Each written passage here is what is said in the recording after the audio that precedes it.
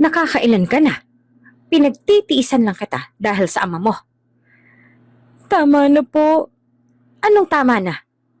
Kung hindi mo nabasag ang mamahaling kong make-up, di sana okay tayo. Ano, uulitin mo pa ha? Hindi na po, hindi ko naman po talaga sinasadya. Ba't talagang sumasagot ka pa ha? Gutom, pagod at takot ang kalaban ni Sasu sa loob ng kanilang sariling tahanan. Ngunit isang araw hindi inaasahan na makukuhanan sila ng video ng isang cleaning lady sa kanilang kondo. Nagsimula ng maungkat ang katotohanan. At ang katotohanan na nagsisilbing simula ng mas malaking kwento. Ano kayang nakita sa video? Sino ang tunay na may sala? Kung bago ka pa lang sa channel neto, Ate Genio, istorya mo, ikwento ko. Huwag kalimutang pindutin ang notification bell and subscribe button. Maraming salamat! Noong mga nakaraang buwan, napansin ni Sasu ang mga pagbabago sa kanyang ina, si Elena. Hindi na siya kasing aktibo tulad ng dati. Madalas siyang matulog ng maaga at hindi siya sumasama kay Sasu sa pagtakbo tuwing umaga. Ngunit sa bawat tanong ni Sasu, ngumingiti lamang si Elena at sinasabing, "Napapagod lang ako anak, huwag ka mag-alala." Ang ama ni Sasu na si Robert ay tahimik na nagmamasid.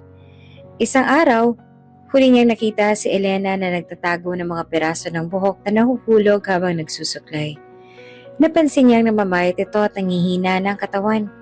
Dati, malakas at palaban si Elena sa lahat ng bagay, kahit hindi niya agad pinansin ang mga maliliit na palatandaan. Ngunit lumala pa ito. Habang nagluluto si Elena sa kusina, napansin naman ni Robert na nanginginig ang kamay nito habang hinahawakan ng kutsara. Agad siyang lumapit. "Elena, okay ka lang ba?" Tanong niya. Puno ng kaba sa boses. Okay lang ako, Robert." Sagot ni Elena. Pilit na nagpapakatatag. Ngunit kita ni Robert ang pagod at sakit sa mga mata ng kanyang asawa. Pagkalipas ng ilang araw, napansin ni Sasu na hindi na pumapasok si Elena sa kanyang kwarto. Tuwing gabi para halikan siya sa noo bago matulog. Dati, iyon ang kanilang gabi-gabing ritual. Ngunit ngayon ay tahimik na lamang ang kanilang tahanan sa gabi. Nang tanungin niya ang kanyang ama, "Bakit parang hindi na masaya si Mama?" Ang tanging sagot ni Robert ay, "May trabaho lang siya anak." Isang gabi habang nanonood ng TV sina Sasu at Elena, biglang bumagsak ang tasa ng tsaa mula sa kamay ni Elena. Natulala si Sasu. "Mama, ayos ka lang ba?" Tanong niya. Ang mga matay puno ng takot. "Sasu." Huminga ng malalim si Elena at hinawakan ang kamay ng anak. "May kailangan akong sabihin sa'yo." Tahimik na lumapit si Robert. Alam niyang ito na ang sandaling kinakatakutan niya. Huminga ng malalim si Elena bago nagsalita. "Matagal ko nang tinatago ito anak. Ayoko mag-alala ka pero may sakit ako. Leukemia." Nanginig ang labi ni Sasu at tumulo ang luha sa kanyang mga mata. "Leukemia? Pero gagaling ka naman, 'di ba, Mama? May gamot naman. Pwede ka pong gumaling." Umiling si Elena. Ang mga mata niya ay puno ng awa at pagmamahal. "Matagal na ako nagpapagamot, anak. Pero mahirap ang laban. Ayoko makita kayo nag-aalala kaya itinago ko ito. Pero ngayon hindi ko na kayang itago pa. Mama, bakit hindi mo sinabi kaagad?" Tanong ni Sasu. Ang boses niya ay basag sa luha. Humigpit ang hawak ni Elena sa kamay ng anak. "Dahil gusto kong maalala mo ako bilang masaya. Malakas. Gusto ko kayong mabigyan ng normal na buhay habang kaya ko pa. Pero ngayon, kailangan niyong malaman." Yumakap si Sasu sa kanyang ina. Umiiyak habang ang ama naman niya ay tahimik na tumitingin sa kanila. Hindi na alam ni Robert kung paano pa ito haharapin. Nakikita niyang lalong humihina ang asawa bawat araw. Ngunit pinipilit niyang maging matatag para sa kanyang pamilya. Dumaan ang linggo at lalong naging madalas ang mga araw na nasa ospital si Elena. Bawat beses na dumadalaw si Sasu, lagi siyang may dalang bulaklak. Ngunit alam niyang hindi magtatagal ang kanyang ina. Ang kanyang mga matay naging malabo at hindi na siya makapagsalita ng diretso. Isang gabi tinawag sila ng doktor. Nakahiga si Elena. Napakaliit na ng kanyang katawan kumpara sa dati. Nanginginig si Sasu habang hawak ang kamay ng ina. Habang si Robert naman ay hindi na napigilan ang pagpatak ng luha. Mama, andito kami. Bulong ni Sasu. Ang puso niya ay basag. Nagbukas ng kaunti ang mga mata ni Elena. Tinitigan ng mag-ama. Sa huling sandali, sinabi niya ng mahina.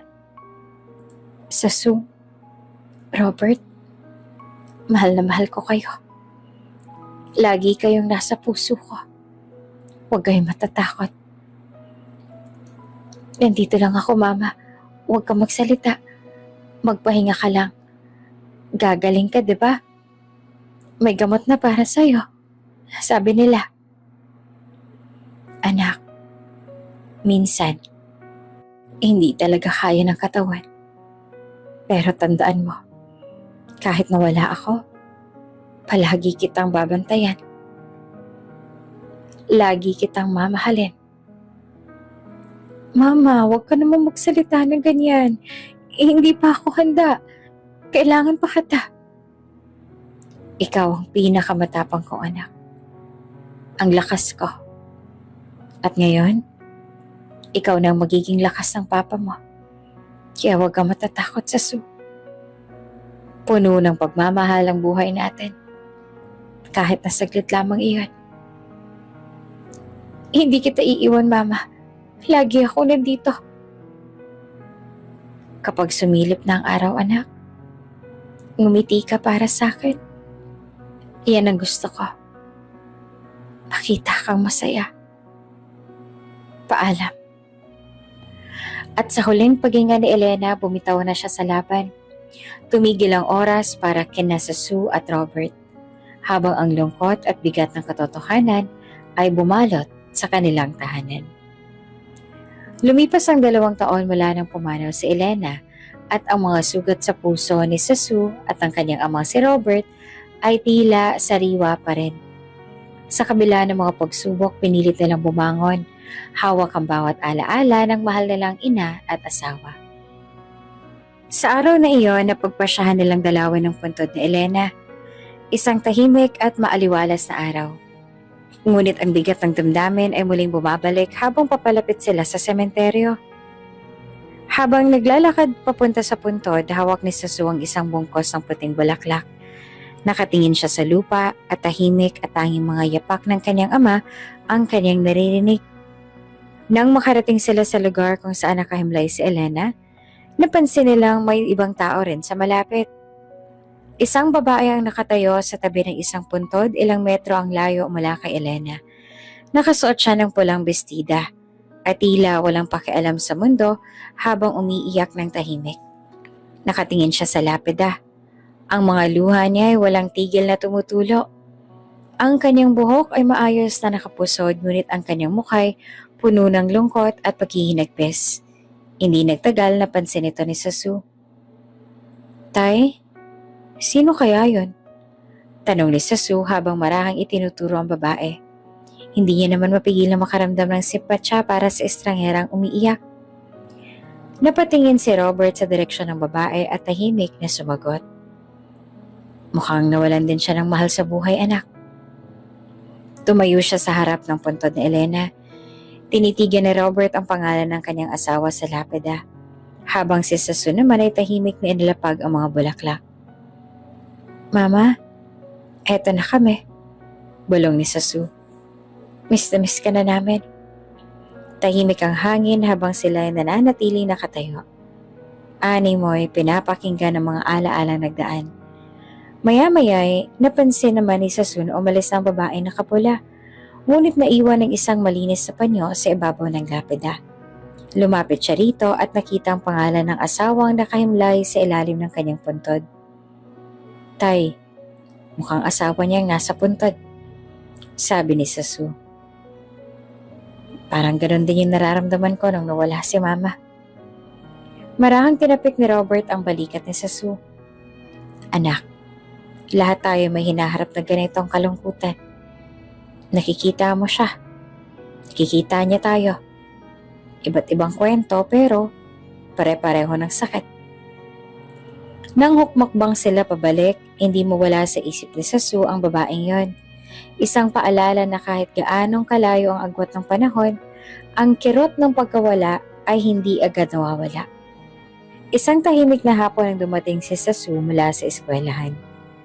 Pagod mula sa buong araw na pag-aaral. Pagpasok niya sa bahay, napansin niyang may kakaiba. Tahimik ang paligid. Ngunit may mga bulaklak sa mesa na tila may binubulungan ng kanyang ama. Si Robert na may kasamang babae sa sala. Napakunot si Sasu. Dahan-dahan siyang lumapit. At nang makita ang babae, agad niyang naalala kung sino ito. Si Grace. Ang babaeng nakita nila sa sementeryo. Umiiyak sa puntod ng asawa. Nakasuot siya ngayon ng simpleng damit. Nakangiti. Ngunit may kakaibang pakiramdam si Sasu sa kanyang presensya. Anak, sabi ni Robert at lumingon kay Sasu. Halika rito, may gusto akong ipakilala sa'yo. Nabigla naman si Sasu. Nagtataka kung bakit nandoon si Grace sa kanilang bahay. Lumapit siya sa ama, ngunit nananatiling tahimik. Siya si Grace, patuloy ng kanyang ama. Siya ang magiging bagong kinakasama ko. Nanlaki ang mga mata ni Sasu. Hindi niya inaasahan ang mga salitang yon. Hindi pa rin lubos na nawala ng kirot ng pagkawala ng kanyang ina. At ngayon, may bago ng babae sa buhay ng kanyang ama. Tahimik si Sasu, ngunit sa loob-loob niya, naguguluhan siya. Bakit po, tay? Tanong ni Sasu, halos pabulong. Ang bilis naman. Huminga ng malalim si Robert at inilapag ang kamay sa balikat ni Sasu. Anak, matagal ng pagkawala ng mama mo. Alam kong mahirap para sa iyo yan. Pero kailangan natin magpatuloy sa buhay. Si Grace ay naging malaking bahagi ng buhay ko nitong mga nakaraang buwan. Alam ko magugustuhan mo rin siya kapag nagtagal. Hindi na nakapagsalita si Sasu. Tinitigan lang niya si Grace. At ramdam niyang parang may manakaharang sa kanyang lalamunan. Hindi niya lubos maisip na may mga papalapit sa kanyang ina. Bigla nagsalita si Grace. Ang boses niya ay malambing na, ngunit tila biglang may bigat. Sasu, sabi niya. Alam kong hindi ito madali sa'yo. Hindi ko gustong magulo ang buhay mo. Kung hindi mo ako gusto dito, sabihin mo lang. Ako na mismo ang lalayo. Nagulat si Sasu sa sinabi ni Grace. Hindi inaasahang ganito ang magiging problema ng usapan na nagmamadaling tumingin si Robert kay Sasu. At isang malalim na buntong hininga ang binitawan niya. Sasu, hindi tama yan. Biglang sabi ni Robert na may halong galit sa boses. Hindi ko inaasahan na magiging madali pala para sa'yo. Pero ito ang desisyon ko. Mahal ko si Grace at gusto kong subukan na maikasal muli. Kailangan mong tanggapin to. Nakayuko si Sasu. Hindi makatingin sa kanyang ama. Ramdam niya ang galit at bigat ng mga salita ni Robert. Hindi niya alam kung ano ang isasagot pero naroon ang malalim na kalituhan at kirot sa kanyang puso. Pero tay, paano si Mama? Halos pabulong na tanong ni Sasu. Tumayo si Grace at lumapit kay Sasu.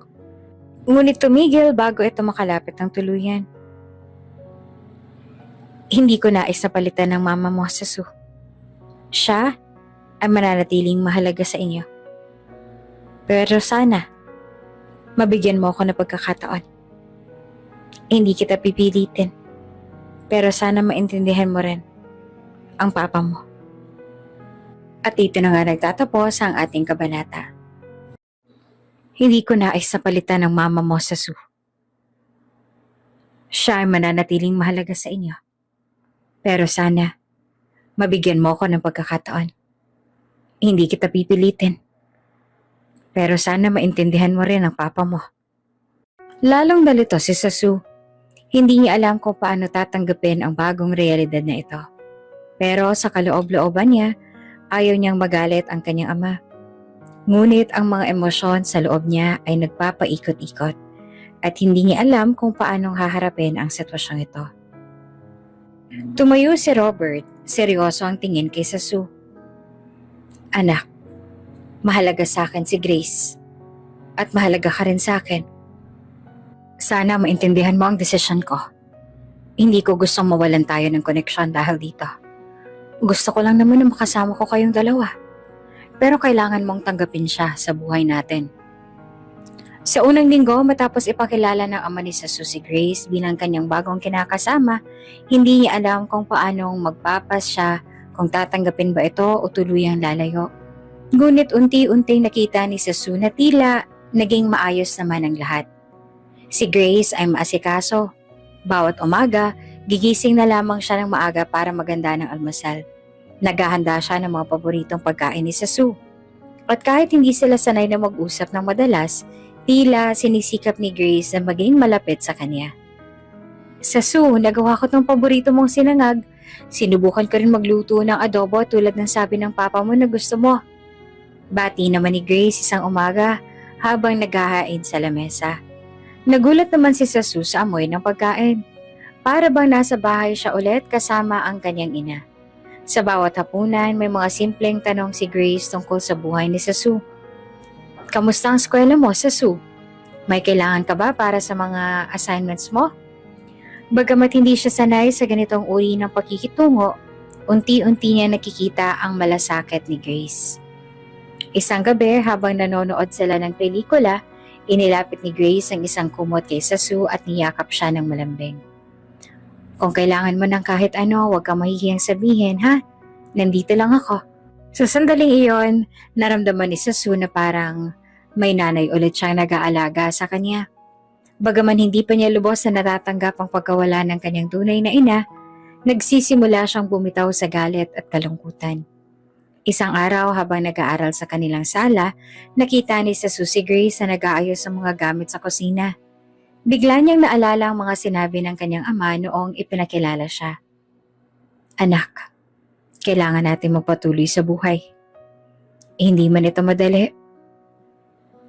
Tila totoo nga ang mga salita ng kanyang ama. Ate Grace, tahimik na tawag ni Sue.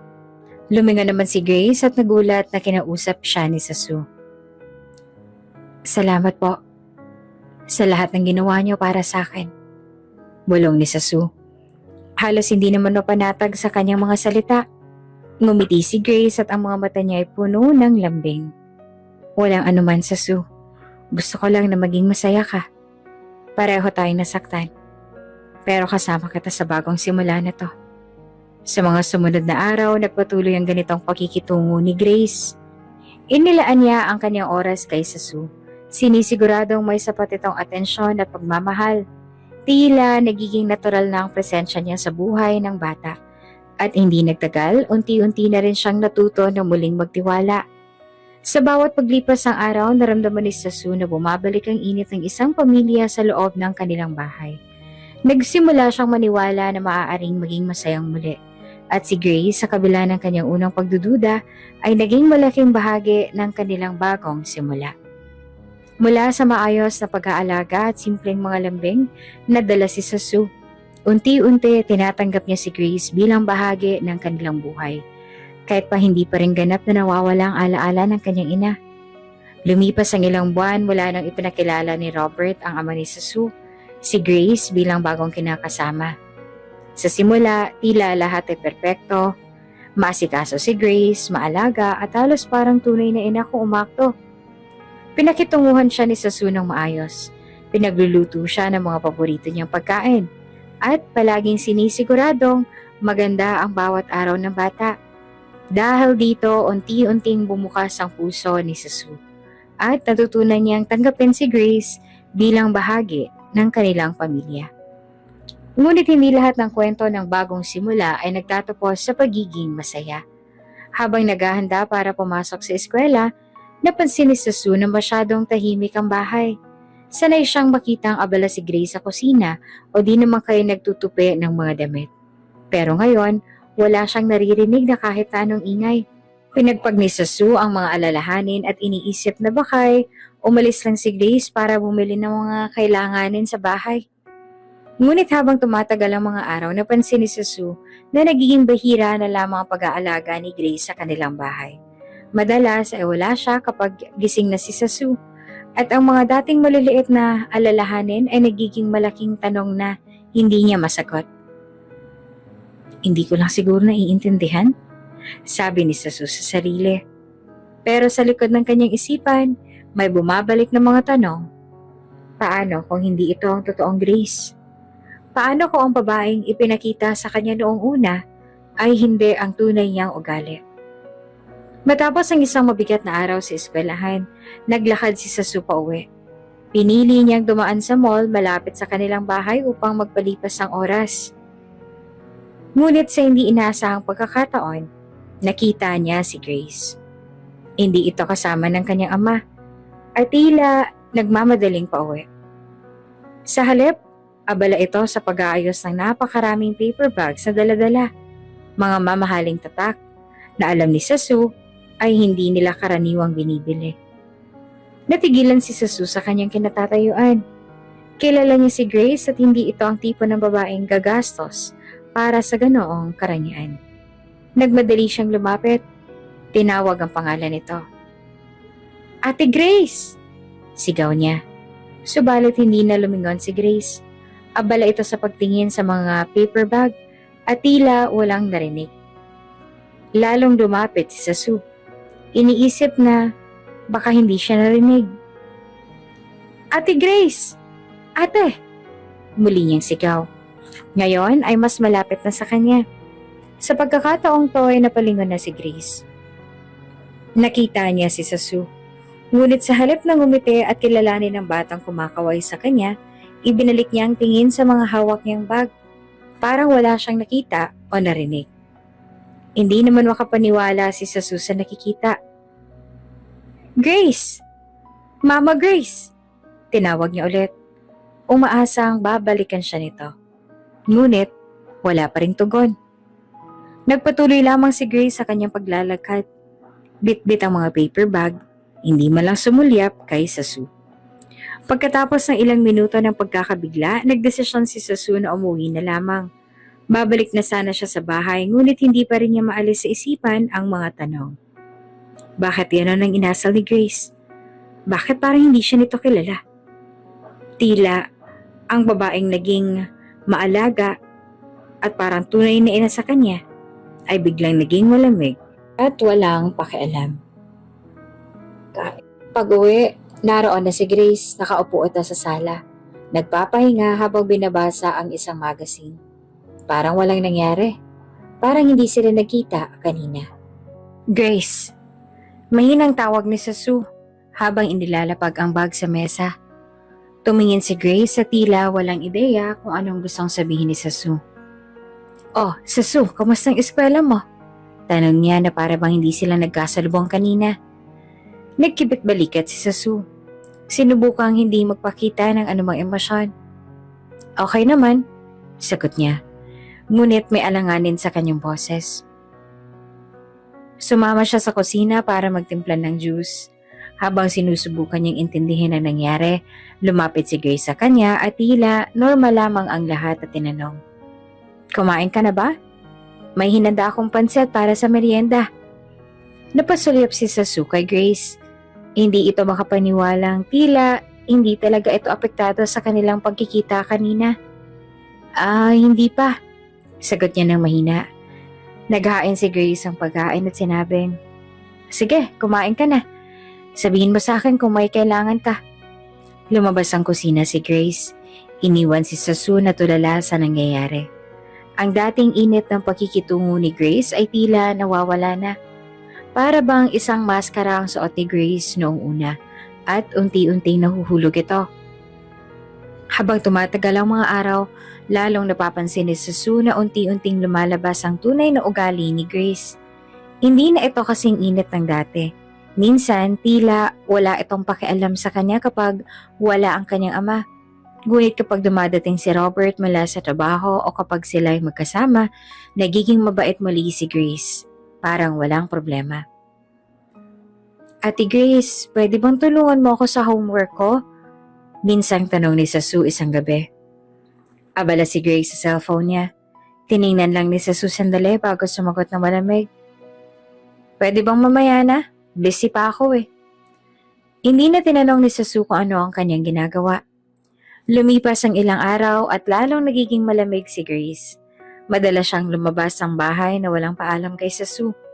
Minsan, ilang oras siya nawawala.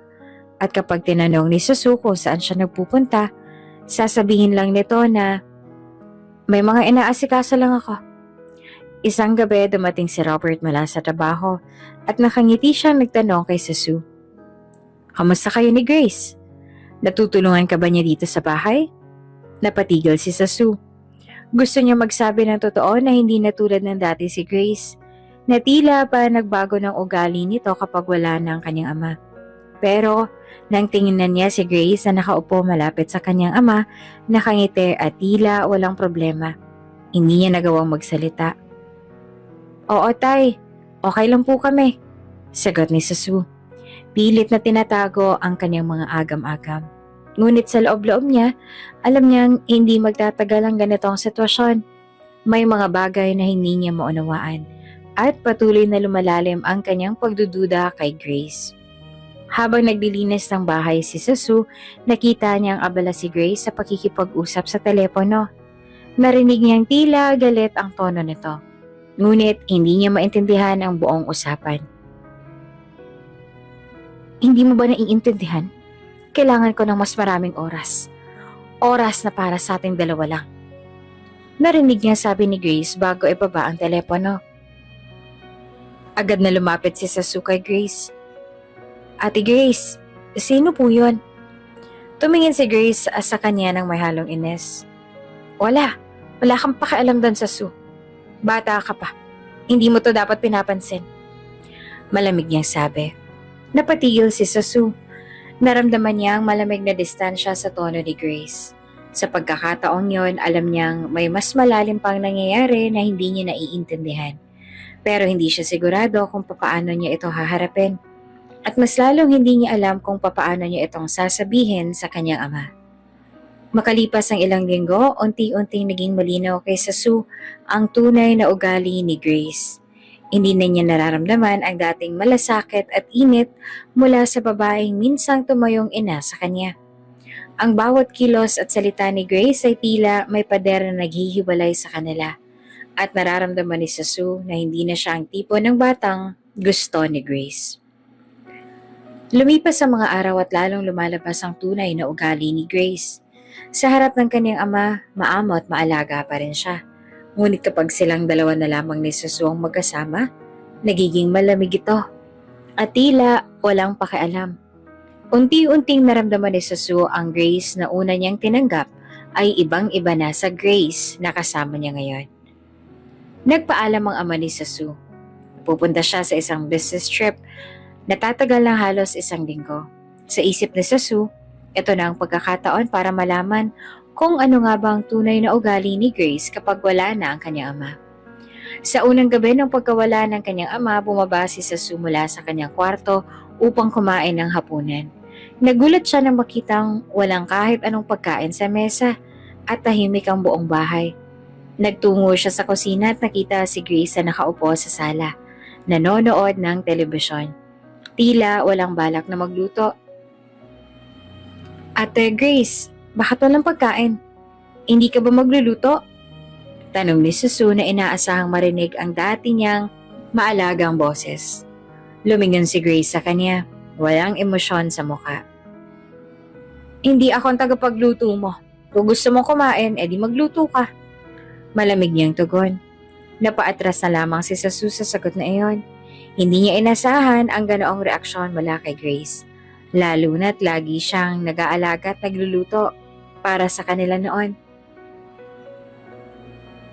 Pero sabi ni Papa, ikaw daw ang bahala sa akin habang wala siya. Sabi ni Sasu at sinubukang manatiling kalmado. Umirap lamang si Grace, bumuntong hininga ng malalim. Sasu, huwag mong gamitin ng tatay mo sa lahat ng bagay. Kung gutom ka, maghanap ka ng pagkain. Hindi ako ang yaya mo at hindi rin ako ang nanay mo. Parang tinamaan naman ng mabigat na bagay ang dibdib ni Sasu. Ang mga salitang yon ay tila sibat na tumusok sa kanyang puso. Tahimik siyang pumasok sa kusina. Naghahanap ng kahit anong pagkain at nagluto na lamang ng instant noodles na matapos siya. Dinala niya ang kanyang pagkain sa kwarto at pilit na nilunok ang pait na nararamdaman. Dito na nga nagtatapos ang ating kabanata. Anong dahilan ng pagbabago ni Grace? Ikaw na bata ka? Sinabihan na kita yung mga pagsumbong-sumbong mo sa ama mo, pupuruhan talaga kita. Pinagtripan mo pa ako kanina, napakatapang mo. Aray ko, Ate Grace, masakit po. Manahimik ka dyan. Napipiko na ako sa'yo. Sa mga sumunod na araw, mas lumala ang malamig na trato ni Grace kay Sasu. Sa tuwing lalapit siya upang magtanong o humingi ng tulong, lagi na lang siyang sinasagot ng malamig o hindi kaya iniisnab na parang hindi siya naririnig. Minsan, umaalis si Grace ng bahay na hindi nagsasabi kung saan pupunta at iiwan si Sasu na mag-isa. Ate Grace, pwede mo po ba akong tulungan para sa homework ko? Tanong ni Sasu isang gabi. Umaasang muli itong maging mabait kahit sandali lamang. Nakatingin si Grace sa kanyang telepono. Hindi man lang tinapunan ng tingin si Sasu. Wala akong oras para dyan. Kaya mo na yan. Malamig na sagot nito. Bumalik siya sa kanyang ginagawa at hindi na inintindi si Sasu. Napailing na lamang si Sasu. Pilit na nilulunok ang sama ng loob. Hindi na ito ang Ate Grace na inaasahan niyang mag-aalaga sa kanya habang wala ang kanyang ama. Parang ibang tao ang kaharap niya ngayon. Malamig, walang pakialam, at tila hindi siya kilala. Sa ikalimang araw ng pagkawala ng kanyang ama, hindi na napigilan ni Sasu ang kanyang sarili. Nag-ipon siya ng lakas ng loob at hinarap si Grace, na noon ay abala naman sa pag-aayos ng kanyang mga mamahaling damit at sapatos sa sala. Ate Grace, bakit ka nagiging ganito? Diretso ang tanong ni Sasu. Puno ng galit at pangungutya ang kanyang boses. Noong una, sobrang bait mo sa amin ni Papa. Pero ngayon parang wala ka ng pakialam. Hindi mo na ako pinapansin. Hindi ka na tumutulong at parang hindi mo na ako kilala. Napatingin si Grace kay Sasu. Nalilisik ang mga mata. Sasu, tigilan mo ko. Hindi ko kailangan ng pangaral ng isang batang katulad mo. At para malaman mo, hindi ako nandito para alagaan ka. Nandito ako dahil kay Robert, hindi dahil sa'yo. Pero hindi ba dapat ay pamilya tayo? Tanong ni Sasu na hindi makapaniwala sa mga naririnig. Sabi ni Papa magiging pamilya tayo pero bakit ganitong pakikitungo mo sa akin? Tumayo si Grace at lumapit kay Sasu. Ang mukha niya ay puno ng galit. Pamilya? Sasu, tigilan mo yung ilusyon mong yan. Hindi ako pumunta rito para maging nanay mo. At kung inaasahan mong aalagaan kita, pues nagkakamali ka. Nanlamig si Sasu sa mga salitang yon. Hindi niya alam kung papaano isasagot o ipapaliwanag ang sakit na nararamdaman. Lalo siyang nagalit, ngunit sa likod ng galit naroon ang matinding lungkot. Sabihin ko kay Papa. Mahina ngunit mariing sagot ni Sasu na halos pabulong. Sasabihin ko kay Papa lahat ng ginagawa mo kapag wala siya. Ngunit biglang bumalikwa si Grace at nagdilim ang mga mata nito. Subukan mo. Aniya na halos nakangiti sa galit. Subukan mo lang na magsumbong sa tatay mo at tignan natin kung ano mangyayari. Kaya mas mabuting manahimik ka na lang kung ayaw mong may masamang mangyari. Natahimik si Sasu. Hindi niya alam kung anong ibig sabihin ni Grace. Ngunit may halong takot ang gumagapang sa kanyang buong katawan. Alam niyang hindi na ito ang babaeng tinanggap niya bilang Ate Grace. May lola si Sasu kahit papaano hindi lang silang dalawa ng ama niya ang kadugo niya sa mundong ito. Meron pa siyang lola na bulag dala ng karamdaman. Paminsan ay dinadalaw nila ito sa bahay nito. Nandun naman ang iba niyang tita pero hindi nga lang siya ganong kalapit. Isang umaga nag-ayos si Robert para sa kanyang business trip. Habang nag-iempake, nag-aalala siya sa kanyang anak na si Sasu. Naiiwan niya sa pangangalaga ni Grace kahit may mga masayang alaala. Tila mayroong nagbago sa ugali ni Grace na hindi na nakakaligtaan ni Robert. Nasa sala si Grace, nag-aayos ng kanyang mga gamit nang lumapit si Robert. Grace, aalis na ako. Ipinapaabot ko ang lahat kay Sasu habang wala ako. Sabi niya, subukang ngumiti kahit na may pag-aalala. Lumingon si Grace kay Robert na may ngiti na tila nagpapakita ng pagmamalasakit. Robert, masakit na iiwanan mo ako dito. Parang hindi ko alam kung kakayanin ko pa ba na walang kasama. Sabi niya na ang tono ay puno ng paglalambing. Ano ka ba, makakarating ako sa susunod na linggo. Kailangan ko lang kumita para sa atin. Sagot pa ni Robert. Subalit nararamdaman niyang may kakaibang pakiramdam ang kanyang anak pero tuluyan na siyang umalis. At tanging si Sasu at Grace na lamang ang naiwan. Ngunit bigla itong nagbago nang makaharap si Sasu. Lumapit si Sasu. Ang mukha ay puno ng takot. Ate Grace, bakit hindi ka nakikipag-communicate kay Papa? Naghihintay ako ng mensahe niya. Tanong ni Sasu. Umaasang makakatulong si Grace. Dito na lumabas ang tunay na ugali ni Grace. Sasu, sobra ka na. Sa tingin mo ba dapat ako magbigay ng oras sa mga tanong mo? Sagot ni Grace, ang boses niya ay puno ng inis. Tigilan mo na ako, wala akong panahon para sa mga bata. Bakit po ganyan kayo? Dapat po tayong maging pamilya. Sigaw ni Sasu. Pero wala nang pakialam si Grace sa nararamdaman ng bata. Pamilya? Teka, sa tingin mo ba ako ang magiging nanay mo? Sinabi ko na sa'yo, diba? Wala akong oras para sa'yo. Sagot ni Grace. At ang mga mata ay tila nag-aapoy na sa galit. Wala ka namang halaga sa akin eh. Wala akong pakialam sa nararamdaman mo. Bakit parang ang layo niyo na sa akin? Parang hindi niyo na ako pinapansin. Sigaw pa ni Sasu. Ang boses ay puno ng lungkot at galit. Kung ayaw mo sa akin, umalis ka na lang. Wala akong pakialam. Sagot ni Grace at lumayo na tila walang pakialam sa damdamin ng bata. Ilang araw ang lumipas at mas lumala ang sitwasyon. Si Sasu ay nag-aalala sa kanyang ama at labis na naguguluhan sa mga pagbabago kay Grace. Sa bawat araw na wala si Robert, lalong nagiging masama ang ugali ni Grace sa kanya. Ate Grace, kailangan na po natin makipag-communicate kay Papa. Naghihintay ako ng message niya. Tanong ni Sasu. Umaasang makakatulong si Grace. Ngunit ang sagot ni Grace ay hindi naman inaasahan sa inakala ni Sasu. Sasu, hindi mo ba alam na nag-aalala rin ako? Pero wala akong oras para sa mga tanong mo. Sagot ni Grace. Ang tono ay puno ng galit. Laging ikaw na lang. Wala akong panahon sa mga ganyan. Pero dapat po tayo maging pamilya, di ba? Dapat po nag-uusap tayo. Sabi ni Sasu. Ngunit tila nagiging mas matigas si Grace. Pamilya. Teka, nag-aalala ka pa ba sa mga salitang yon? Wala ka ba naiisip na mas mabuti kung ano na lang ang iniisip mo? Sagot ni Grace, ang mga mata ay tila puno ng pang-aasar. Kailangan mong tanggapin na hindi na tayo pareho noon. Parang nag-iba na po kayo. Hindi ko kailangan ng batang katulad mo. Kaya sumunod ka na lang. O di kayo tumahimik ka. Sagot ni Grace na parang hindi siya nagmamalasakit. Nang mga sandaling yon ay nagpa siya na wag na makipagtalo si Sasu kay Grace. Sa isip niya, bakit gano'n na siya sa akin? Hindi ko siya maintindihan.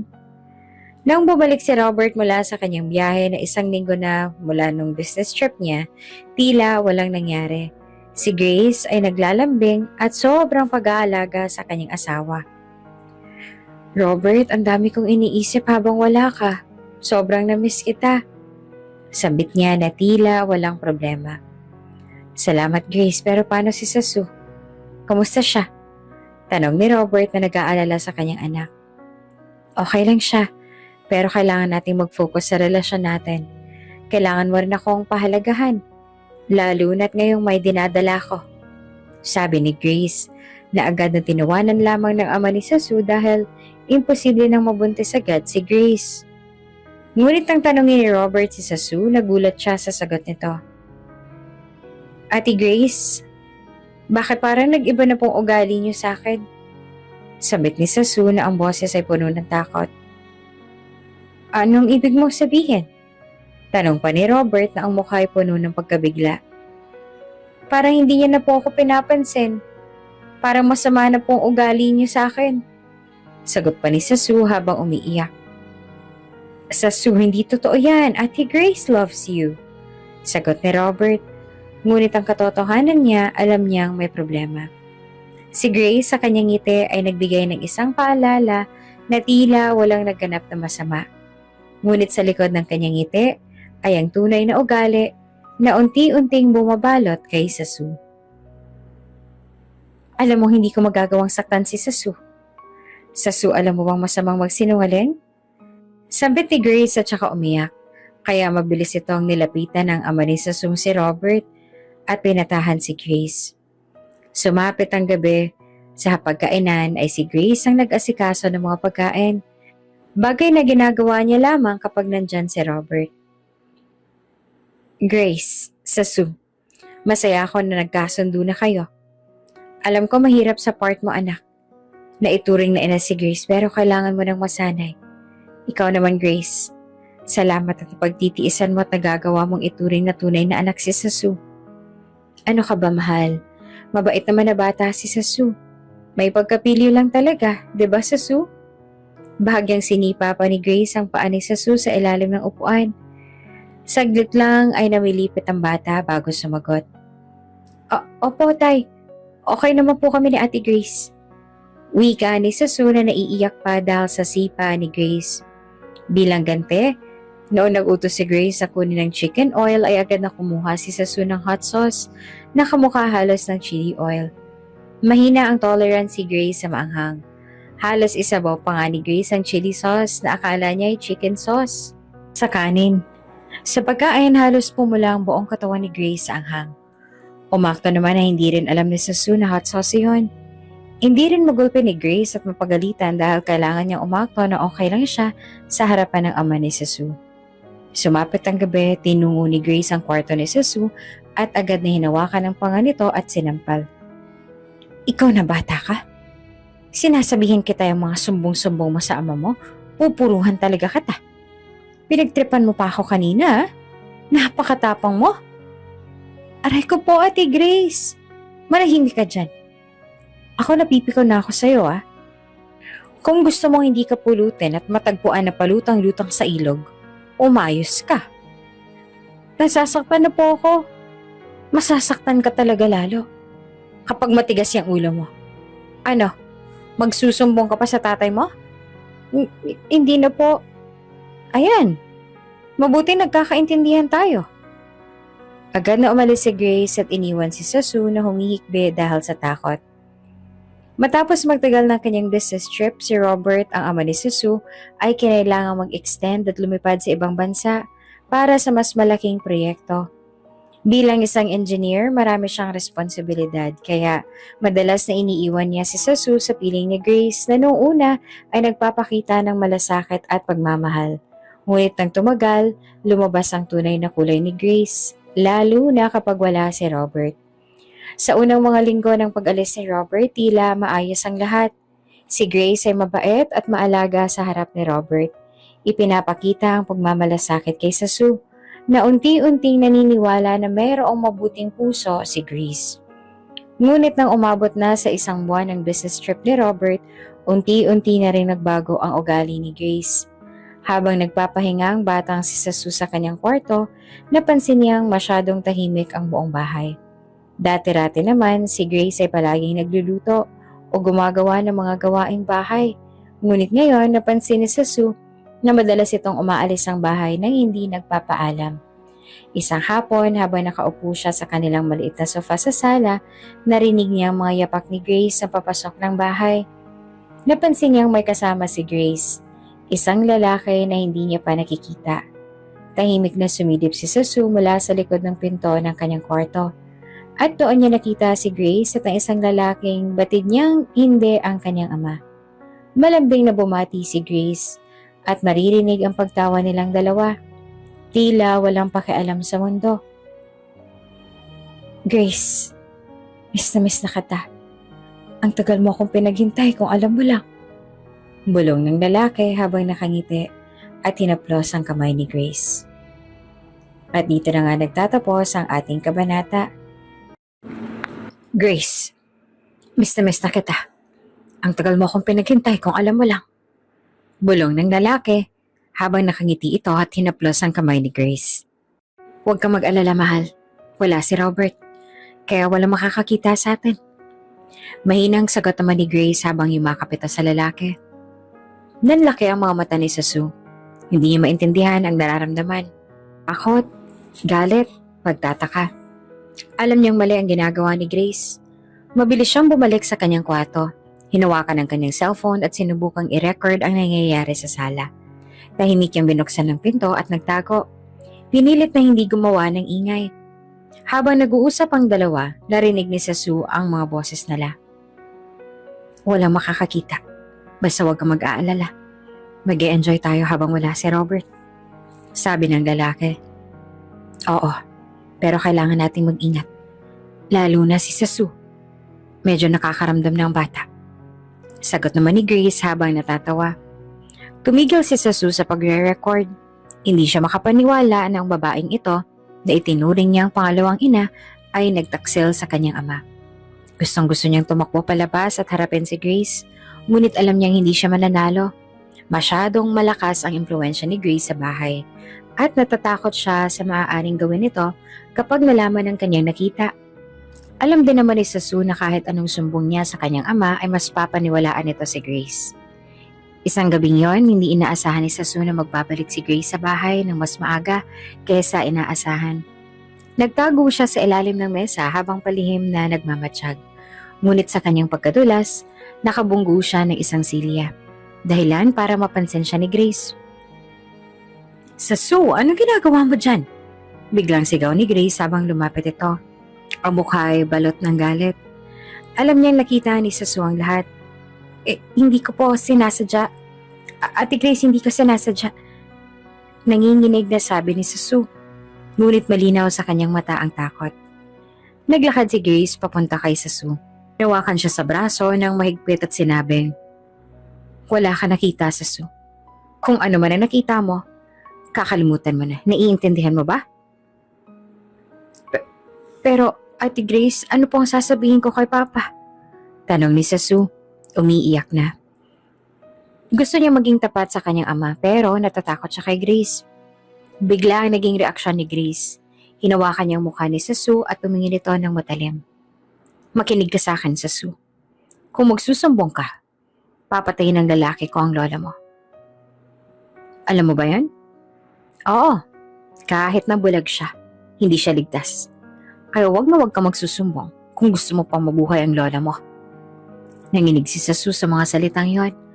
Mahal na mahal niya ang kanyang lola at hindi niya kakayanin na may mangyaring masama rito. Mabilis na tumango si Sue. Nanginginig pa rin sa takot. Opo, Ate Grace. Hindi po ako magsusumbong. Pangako ko po. Muling nginitian siya ni Grace. Ngunit alam niyang walang sinseridad sa ngiti na iyon. Mabuti. Ngayon bumalik ka na sa kwarto mo at wag na wag ka na makikialam sa mga ginagawa ko. Mula ng gabing yon, tila naging mas masama pa sa masama ang ugali ni Grace kaysa Sue. Habang wala pa si Robert, si Grace ay nagiging mapagmalupit.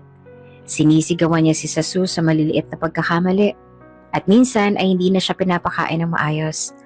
Kapag may kasama naman si Grace sa ibang tao, lalo na ang kanyang kalaguyo, pinagbubuhatan siya ng kamay ng lalaki. Ate Grace, pakiusap po, ayoko nang makita yung lalaki, natatakot po ako. Umiiyak na pakiusap ni Sasu isang gabi nang dumating muli ang kalaguyo ni Grace. Tumigil ka nga dyan, Sasu. Hindi ka dapat makialam sa mga buhay ng matatanda. Kasalanan mo din naman kung bakit ako nagagalit. Kung sumusunod ka na lang sana at hindi kine-question, edi sana hindi ka nasasaktan. Sigaw ni Grace habang hinahampas ang lamesa. Minsan ay hindi pinapapasok si Sasu sa kusina para magluto o kumuha ng pagkain. Wala kang karapatan dito. Matuto kang kumilos ng maayos kung ayaw mong palayasin kita. Laging banta sa kanya ni Grace. Sa bawat araw na lumilipas, lalo lamang lumalalim ang takot ni Sasu. Hindi niya alam kung paano ito sasabihin sa kanyang ama. Dahil tuwing naiisip niya ang kanyang lola, natatakot siyang baka totoo ang banta ni Grace. Halos hindi siya makatulog sa gabi. Palaging iniisip kung paanong ililigtas ang kanyang sarili at ang kanyang lola mula sa masamang sitwasyon. Si Beth, ang bagong cleaning lady sa condominium nila sa Sasu at Grace, ay isang napakagandang dalaga. Hindi mo aakalain na siya ay tagalinis dahil sa kanyang taglay na alindog, matangkad ito, may mahaba at makintab na buhok, at malaporselanang kutis. Dahilan para magpatingkad ang kanyang presensya sa kahit simpleng gawain tulad ng paglilinis. Nang dumating siya sa unit, agad na napansin siya ni Sasu. Hindi niya maiwasang mapatitig kay Beth habang ito ay nag-aayos sa mga gamit para simulan ng paglilinis.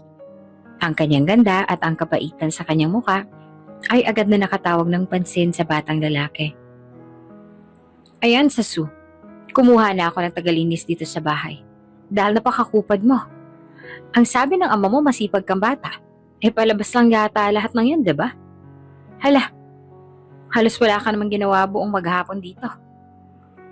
Masakit po kasi ang katawan ko dahil sa pambubugbog ninyo. Simpleng sagot ni Sasu na nagbigay gulat kay Beth. At talagang isisisi mo pa sa akin ang kasalanan mo? Hindi ba kaya kita nasasampulan dahil sa kakulitan mo? Huwag mo ko maturo-turo sa mali mong ginagawa, Sasu. Gigil na sabit ni Grace. Mabuti na lamang at tumikim si Beth para mawawasan ang tensyon sa pagitan ni Sasu at Grace. Ate Beth, good morning po. Bati ni Sasu. Halatang na-amaze sa bago na lang kasama. Napangiti naman si Beth. Ang ngiti niyang tila nagpapaliwanag ng buong kwarto. Good morning din, Sasu. Ayos ka lang ba? Opo, Ate Beth. Sagot ni Sasu. Medyo nahihiya. Alam niyang iba si Beth. Hindi tulad ng nakagista niyang mga katulong o tagalinis. May kakaibang init at malasakit sa bawat kilos ni Ate Beth. Kaya't mabilis niya itong tinanggap.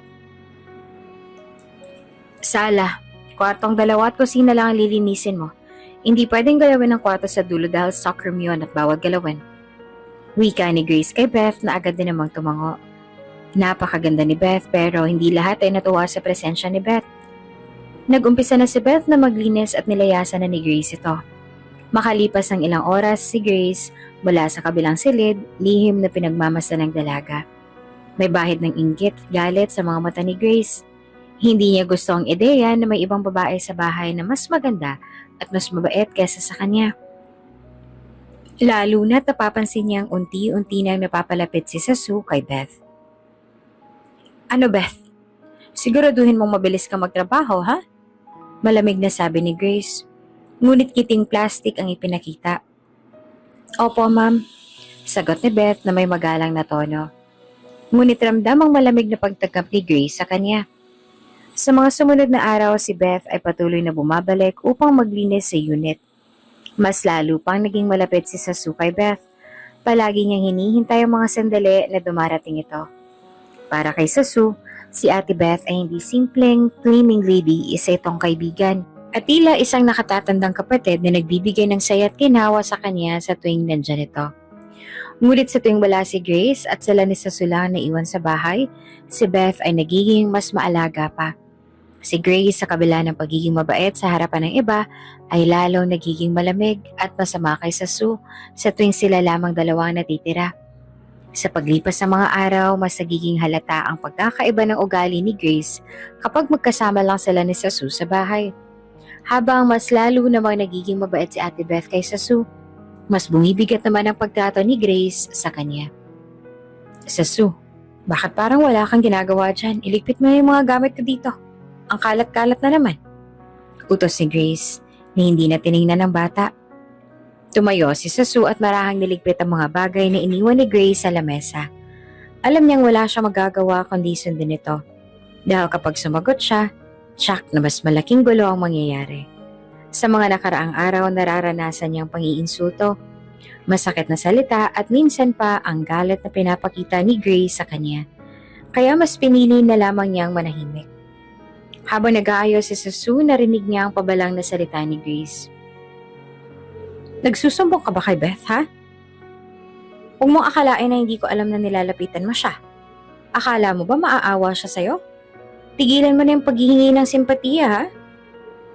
Bigla na lamang siyang nilapitan ni Grace at itinulak ng bahagya sa gilid. Ang tigas talaga ng ulo mo, Sasu. Kung alam mo lang kung gaano ako nahihirapan sa'yo. Pero kahit kailan, hindi mo yan maiintindihan.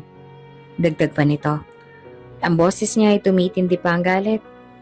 Kinabukasan, dumating si Beth para maglinis. Napansin agad ni Beth ang pagbabago sa kilos ni Sasu. Karaniwang masigla ang bata kapag nandyan siya. Ngunit ngayon ay tila may dinadala itong mabigat na problema. Lumapit siya kay Sasu nang hindi pinapansin si Grace na nagbabasa naman ng magazine sa sala. Sasu, ayos ka lang ba? Tanong ni Beth. Inilapit ang sarili kay Sasu habang ito ay nagliligpit ng mga gamit. Opo, Ate Beth. Sagot naman ni Sasu. Pero hindi nito maiwasang magpakita ng lungkot sa kanyang boses.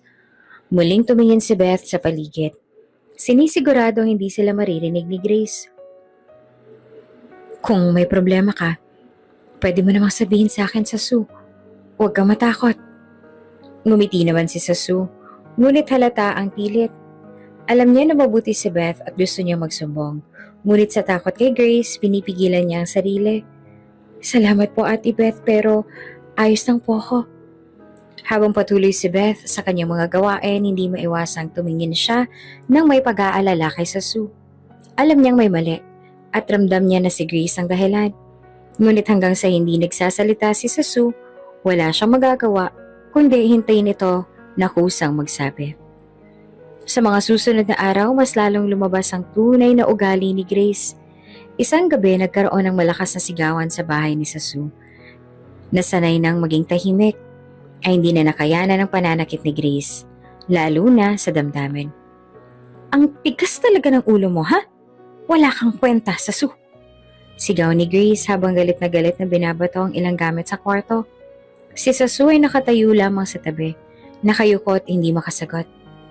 Lahat ng hirap ko dito. At ikaw, wala ka man lang konsiderasyon? Lahat ng ginagawa ko, sinisira mo. Patuloy pa ni Grace. Ang boses niya ay nagiging mas matindi. Nang makita ni Sasu na hindi na humuhupa ang galit ni Grace, tumakbo siya palabas ng kwarto at nagtungo sa sulok ng bahay. Umupo siya sa gilid ng pinto. Nag-iisa at hinayaang bumagsak ang mga luha na matagal niya nang pinipigilan. Nanginginig ang kanyang katawan. Hindi alam kung saan pa siya kukuha ng lakas. Pagdating ni Beth kinabukasan, agad niyang napansin ang malalim na bakas ng luha sa mga mata ni Sasu. Lumapit siya at marahang hinaplos ang balikat ng bata. Sasu, sabihin mo na sa akin, hindi ko na kaya makita kang ganito. Malambing pang sabi ni Beth. Nag-aalangan man, huminga ng malalim si Sasu at tumingin kay Beth. Sa wakas, hindi niya na napigilan at bumulalas na ang lahat ng kanyang nararamdaman. Ate Beth, si Ate Grace po sobrang sama ng ugali niya habang wala si Papa. Nasa ibang bansa po kasi si Papa. Sinisigawan niya ako. Tinutulak at may lalaki po si Ate Grace, Ate Beth. Bulong ni Sasu. Nanginginig ang boses sa takot at lungkot. Bigla naman nagbago ang ekspresyon ni Beth. Alam niyang may mali, pero hindi niya akalain ganito kalala ang sitwasyon ni Sasu. Sa mga sumunod na araw, alam niyang kailangan niyang kumilos upang matulungan si Sasu, kahit na ang kalaban niya ay ang madrasa nitong si Grace, na tila walang hanggan ang kasamaan. Kaano-ano mo ba talaga si Grace? Mama mo ba talaga siya? Hindi po. Ate lang po. Ate? Kapatid? Asawa po siya ni Papa. Yun po ang lagi niyang sinasabi pero ang asawa po ni Papa ay si Mama. Nagigets ko na, kabit siya. o bagong kinakasama? Kinakasama po kasi po, di ba po masama po yung may kabit? Oo, masama talaga. Masama yan si Grace kaya may kabit siya. Wika ni Beth na ikinatawan naman nilang sabay ni Sasu. Sa mga sumunod na araw habang naglilinis si Beth sa katabing condominium, narinig niya ang matalim na boses ni Grace na sumisigaw kay Sasu. Kahit hindi malinaw ang lahat na sinasabi ni Grace, ramdam ni Beth ang galit sa boses nito at ang takot sa tono ni Sasu. Nagsimulang mag-alala si Beth, lalo na't napansin niyang hindi na lang minsan ito ang nangyayari. Isang araw, habang naglilinis siya sa isa pang unit, lumapit ang may-ari ng condominium. Miss Beth, napapansin ko lang, parang lagi ako nakakarinig ng sigawan dyan sa unit ng batang kasama mo. Sabi pa ng may-ari, nag-aalangan man ngunit halatang nag-aalala. Lagi ko naririnig na sinisigawan siya ng babae. Kawawa naman yung bata. Minsan pa nga parang binubugbog siya. Nagulat si Beth sa narinig. At dito na nga nagtatapos ang ating kabanata. Ate Beth, naiwan mo po yung cellphone mo kahapon. Sabi ni Sasu at inaabot ito sa kanya. Salamat Sasu, nakalimutan ko pala. Sorry naabala ka pa tuloy. Miss Beth, napapansin ko lang. Parang lagi yata ako nakakarinig ng sigawan dyan sa unit ng batang kasama mo. Sabi ng may-ari nag-aalangan man, ngunit halatang nag-aalala. Lagi kong naririnig na sinisigawan siya ng babae. Kawawa naman yung bata. Minsan ba nga parang binubugbog siya? Nagulat si Beth sa narinig. Lalo na't kumpirmado na hindi lang pala siya nakakaramdam ng kakaiba. Hindi lamang pala sigaw kundi posibleng pisikal na pananakit din ang nararanasan ni Sasu. Hindi siya mapalagay sa narinig. At habang iniisip niya ito, bumalik siya sa unit ni Sasu at Grace, daladalang matinding pagdududa na bukod sa sigaw ay mas higit pang masasakit na ginagawa si Beth. Hindi niya na kayang manahimik. Isa pa bilang isang influencer, si Beth ay mahilig mag-video ng mga bagay-bagay na nangyayari sa buhay niya. Meron siyang viewers na nakaabang at gusto niya din na nag-video para memory sa mga na-accomplish niya sa buhay at upang makakuha ng patunay kung sakaling may kailangan siyang ipakita. Sa araw na yon, bago maglinis, inilapag niya ang kanyang cellphone sa counter ng kusina habang nakatutok ang kamera sa sala ni Sasu. Wala naman siyang intensyon na mag-record ng personal na bagay, ngunit ginawa niya lang yon bilang isang precaution kung sakali. Alam niya na may mali sa bahay na yon at kahit papaano ay kailangan niya ng ebidensya. Habang naglilinis si Beth, tahimik lamang si Grace sa sala na tila walang nangyayaring masama. Ngunit sa paglabas ni Beth ng kondo matapos maglinis, nakalimutan niya ang kanyang cellphone sa counter. Hindi niya agad ito napansin, kaya't nagpatuloy siya sa ibang gawain. Hindi alam na ang cellphone na niiwan ay naging tahimik na saksi sa lahat ng mga susunod na mangyayari. Nang umalis na si Beth, si Sasu naman ay nasa kwarto. Tila tahimik na nakaligtas sa galit ni Grace para sa araw na yon. Pero hindi nagtagal ay muling sumiklab ang init ng ulo ni Grace. Narinig ni Sasu ang malalakas na yapak nito palapit sa kanyang kwarto. Sasu, nasan ka na naman? Ang dami mo nang hindi ginagawa sa bahay na to. Ang tamad-tamad mo. Galit na sigaw ni Grace. Natakot si Sasu ngunit bago pa siya makapagtago, hinila na siya ni Grace palabas ng kwarto. Ang kapal ng mukha mo. Hindi ka ba talaga marunong makinig? Paulit-ulit na lang ako dito. Sabay tulak sa kanya sa pader. Bakit po? Anong bakit po? Hindi porket may tagalinis itong bahay na to, hindi ka nakikilos. Aba Sasu, tandaan mo, na kaya kitang palayasin dito sa isang sumbong ko lang sa tatay mo. Wala naman po akong ginagawang masama, Ate Grace. Gumagawa din po ako ng schoolworks ko. Aba talagang palasagot ka Alam mo, nabibisit na ako sa yung bata ka. Pakatigas ng ulo mo. Palasagot. Walang galang at saka napakakupad mo. Magsaing ka na nga at nabibisit ako sa'yo. Madalas na ang kinakain ni Sasu ay kung hindi tira, ay mga panis sa pagkain. 3 magkasunod na katok. Patalo na tumayo si Grace sa upuan. Babe, malakas na tili ni Grace at sinalubong ng yakap ang kanyang kasintahang lalaki. Sasu, pakialam ko dyan, di magsumbong siya sa tatay niya. Pag-uwi ng tatay niya dito, malamig na bangkay na yung anak niya. Wawaldasin natin ang pera nila. At kapag nakaipon, tsaka ako iiwan niyang ama niyang utu-uto. Hindi naman matanggap ni Sasu ang mga narinig. Gusto niyang tumakas at magsumbong. Nakapunta man siya sa lola niya, hindi pa rin palagi dahil tuwing wala ang alam si Grace, si Sasu ay nakakapunta sa lola niya. Ate Grace, gusto ko pong pumunta sa lola. Biglang wika ni Sasu na ikinabitaw ni Grace sa nobyo at agad na hinarap ang bata. Gusto mong masaktan? Ang kulit talaga ng alaga mo, Grace. Gusto ba niya maging kwento bigla? Pinigilan ni Grace ang nobyo at sinabing hindi sila makakalikom ng malaking pera kung idadamay nila ang bata. Kaya kahit papaano, nakahinga ng maluwag si Sasu nang marinig ang sinabi ni Grace. Pinalayas na siya ni Grace sa harapan nila na agad din naman na sinunod ni Sasu. Kusa nang namatay ang cellphone ni Beth dahil nalubat na ito. Pero lahat ng iyon ay na-record ng cellphone ni Beth na naiwan sa counter. Hindi alam ni Grace na bawat salita, bawat pang-aabuso ay nakuhaan ng video. Hindi lamang sigawan ang naroon, makikita rin ang pananakit ni Grace kay Sasu. Pati ang pananakit ng nobyo nito ng pisikal sa bata na walang kalaban-laban. Kinabukasan, bumalik si Beth para maglinis, ngunit napansin niya ang wala ang kanyang cellphone. Agad niyang hinanap ito, ngunit hindi niya ito makita. Sa kalagitnaan ng paghahanap, nakita niya si Sasu na may hawak ng kanyang cellphone.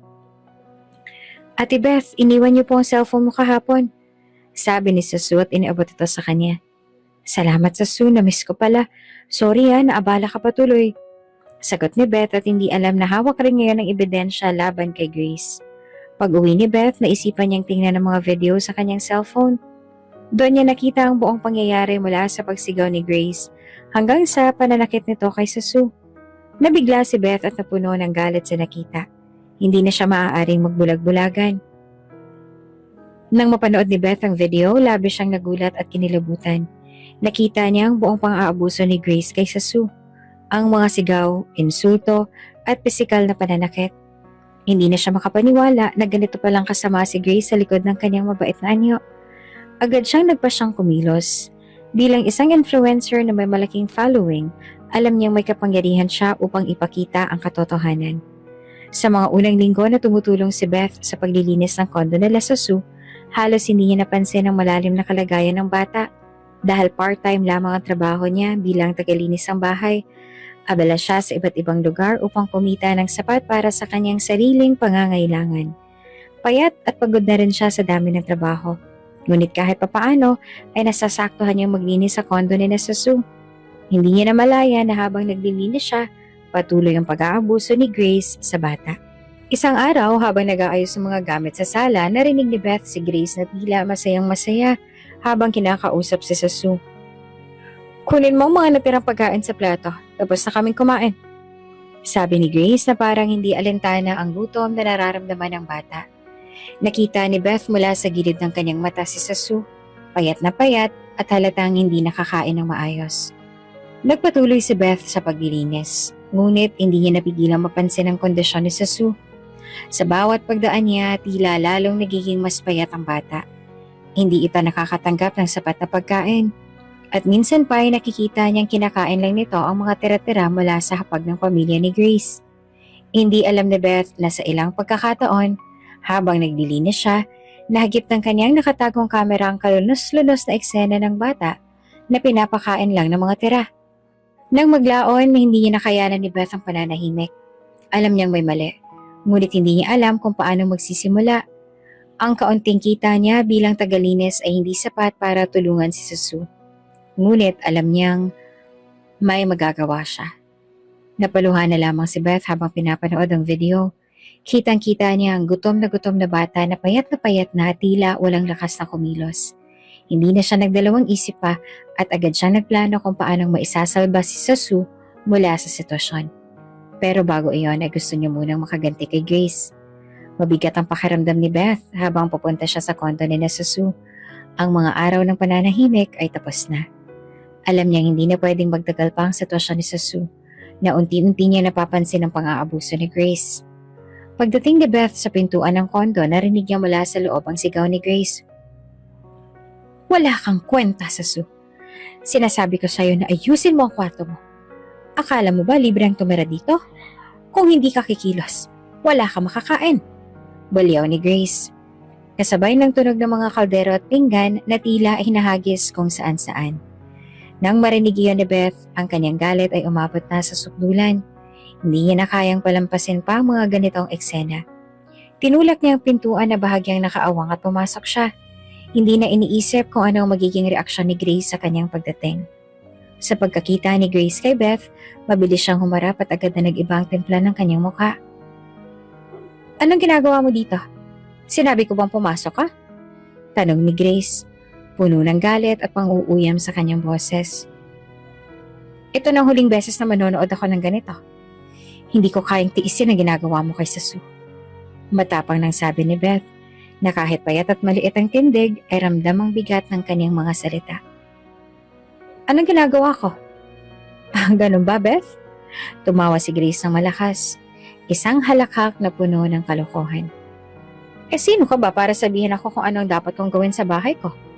Tagalinis ka lang naman dito, Beth. Akala mo ba may karapatan kang magdikta sa akin kung paano ko palalakihin ang bata? Hindi ako nagsasalita para sa sarili ko. Ang iniisip ko ay ang batang Sasu. Alam kong ginagawa mo sa kanya. Alam kong hindi mo siya pinapakain ng tama. Nakita ko mismo ang paraan ng pagtrato mo sa kanya. Nakakasuklam ka. Kung akala mo walang nakakakita, nagkakamali ka.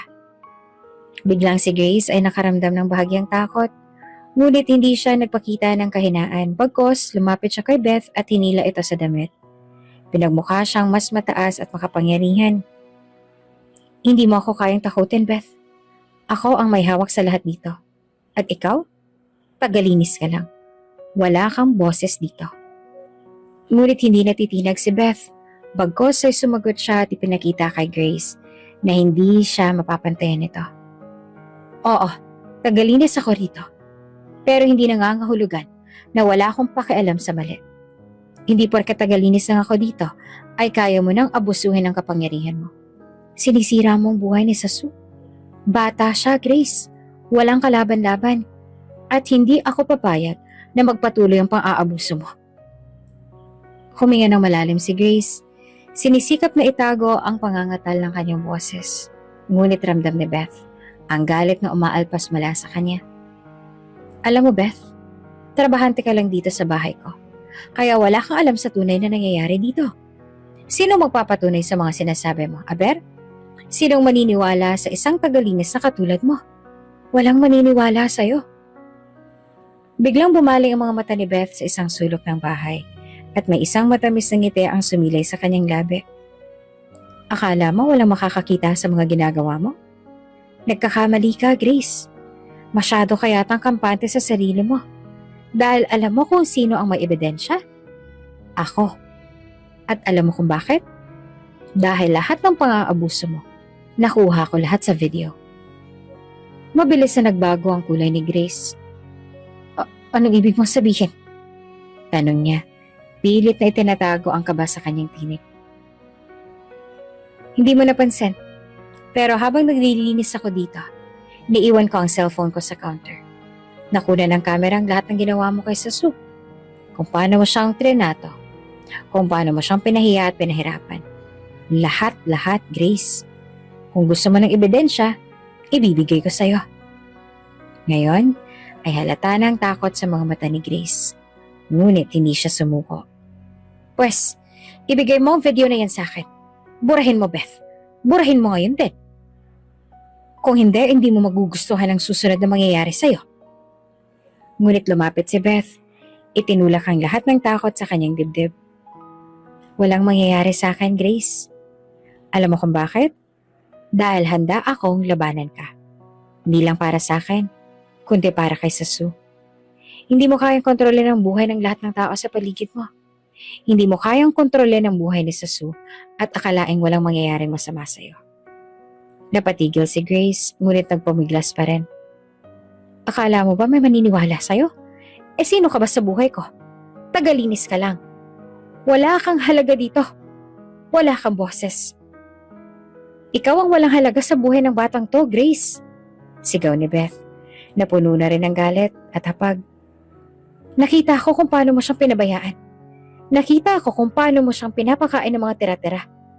Tignan mo nga payat na yan si Sasu, pero ikaw, Namimili ka pa ng mamahaling gamit. Nagpapakasarap ka sa buhay habang iniiwan mo siya sa gutom at sakit. Anong klaseng ina ang kayang gumawa niyan? Ay, nakalimutan ko, hindi ka nga pala niya ina. Dahil ang katulad mo ay hindi biniyayaang magkaroon ng anak. At dito na nga nagtatapos ang ating kabanata. Nakunan ko lahat, Grace. Madiin na sabi ni Beth. Hindi mo kayang takpan. Hindi mo kayang takpan ang katotohanan. Hindi mo pwedeng palampasin ang ginawa mo kay Sue. Lahat ng to, kasama sa ebidensya. Si Grace ay tila naguguluhan na. Hindi siya makasagot ng diretsyo. Ang galit sa kanyang mukha ay napalitan ng pandalamig at takot. Alam niyang nasa ilalim na siya ng dingit ng pagkatalo. Ngunit hindi siya sumuko ng ganoon na lamang. Huwag kang magpakasigurado, Beth. Kapag kumalat ang video na yan, titiyakin kong hindi ka na makakahanap ng trabaho. Sisirain ko ang pangalan mo. Isa kang walang silbing tao na nakisawsaw sa buhay ng ibang tao. Tahimik na huminga ng malalim si Beth. Wala akong pakialam sa pangalan ko, Grace. Hindi ako nagtatrabaho para sa pangalan. Nagtatrabaho ako para mabuhay at mabuhay ng may dangal. At kung ang kailangan kong gawin ay ilantad ang kababuyan mo, gagawin ko. Handa ako magdusa para sa tamang dahilan. At ang dahilan ko ngayon ay si Sue. Biglang naligas si Grace. Hindi siya makapaniwala na si Beth, ang tagalinis na madalas niyang minamaliit, ay may ganitong lakas ng loob. Tila wala na siya magagawa kundi magpanggap na malakas pa rin. Ngunit sa loob niya ay alam niyang tapos na ang laro. Wala kang karapatan na bastusin ako sa sarili kong bahay. Sagot pa ni Grace. Pero ang boses niya ay mas mahina na, tila nawawala na ang kontrol. Hindi mo to bahay, Grace, sabi ni Beth. Hindi na ikaw may kapangyarihan dito. Hindi ikaw makakapagdesisyon kung ano ang tama at mali. At hindi ako titigil hanggang hindi ka napaparusahan sa lahat ng ginawa mo. Tahimik si Grace. Hindi na makahanap ng sagot. Ang buong sitwasyon ay tila umawas na sa kanyang mga kamay. At si Beth, ang babaeng madalas niyang inaapakan, ngayon ay naging pinakamalaking banta sa kanyang buhay. Makukulong ka, Grace. Dagdag pa ni Beth. At hindi mo na kayang takasan ng parusa. Pinahirapan mo ang isang bata. Isang inosenteng bata na wala man lang kasalanan sa'yo. At ngayon, ang hustisya nang lalapit sa'yo. Sa wakas, nakita ni Beth na ang takot sa mukha ni Grace ay tuluyan ng umapaw. Nanginginig si Grace habang umiikot sa kanyang isipan ang posibilidad ng pagkatalo. Ngunit wala na siya magawa. Alam niyang tapos na ang kanyang mga kasinungalingan. Nagsimula nang tumunog ang cellphone ni Beth. Isang tawag mula sa mga otoridad na siyang magpapatuloy sa kanyang laban. Alam niyang ito na ang simula ng bagong kabanata. Hindi lamang para sa kanya, kundi lalo na para kay Sue.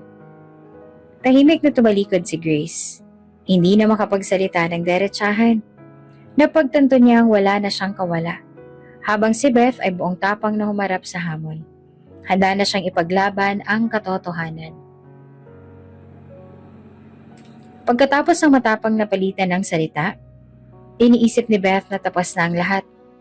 Tumalikod siya upang kunin ang kanyang cellphone mula sa bulsa.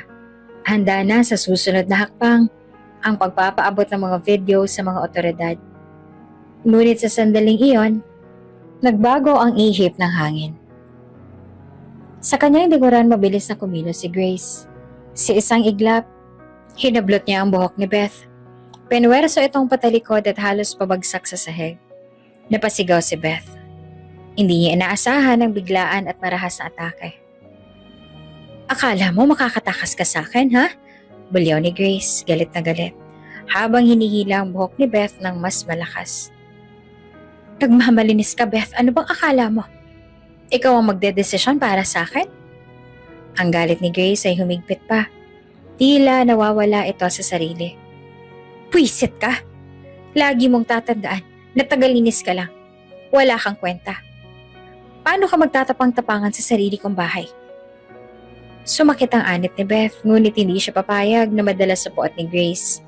Sa kabila ng pagkapit nito sa kanyang buhok, pilit niyang inabot ang kamay ni Grace at mabilis na pinilipit ito. Bitawan mo nga ako, Grace! Hindi ako papayag na sasaktan mo ako tulad ng ginagawa mo kay Susu. Nang masaktan si Grace sa pagkakakapit ni Beth sa kanyang braso, napilitan nitong bitawan ng buhok ni Beth at umatras ng kaunti. Ngunit nananatili pa rin ang tensyon sa hangin.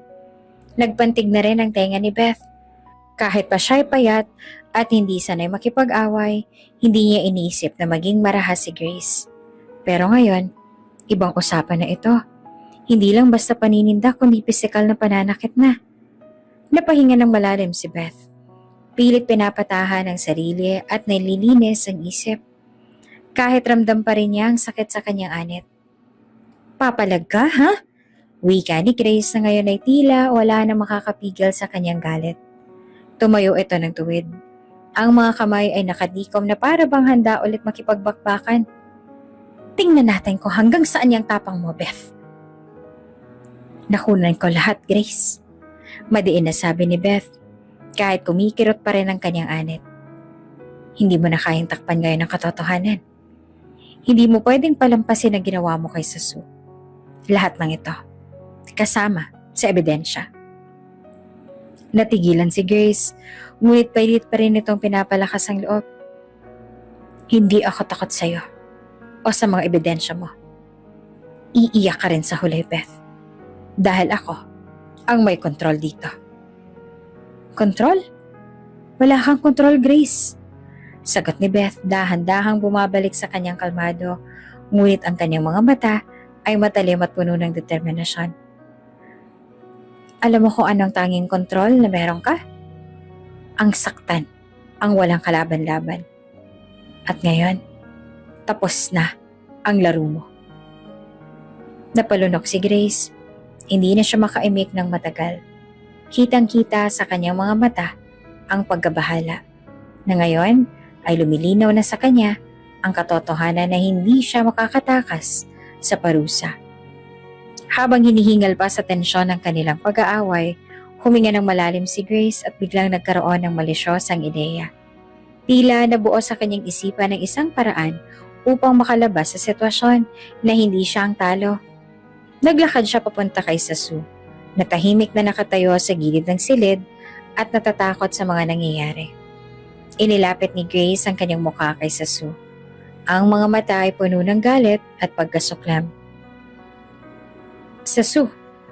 Nagsimula si Grace, pinipilit na gawing malimbing ang kanyang boses, kahit ramdam mo pa rin ang puot. Kailangan mo nang pumili. Ako ba o siya? Pipiliin mo ba ang isang babaeng tagalinis na hindi mo naman lang nakilala?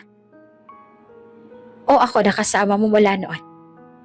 Tumayo siya ng tuwid, hawak sa bewang ang mga kamay, at tumingin kay Beth ng mapanlait. Tahimik si Susu, nanginginig at hindi alam ang sasabihin. Lumingon siya kay Beth, na kahit masama ang tingin ni Grace ay nananatili nakatayo ng matatag, handang ipaglaban ang karapatan ni Susu. Naramdaman ni Susu ang init ng luha sa kanyang mga mata.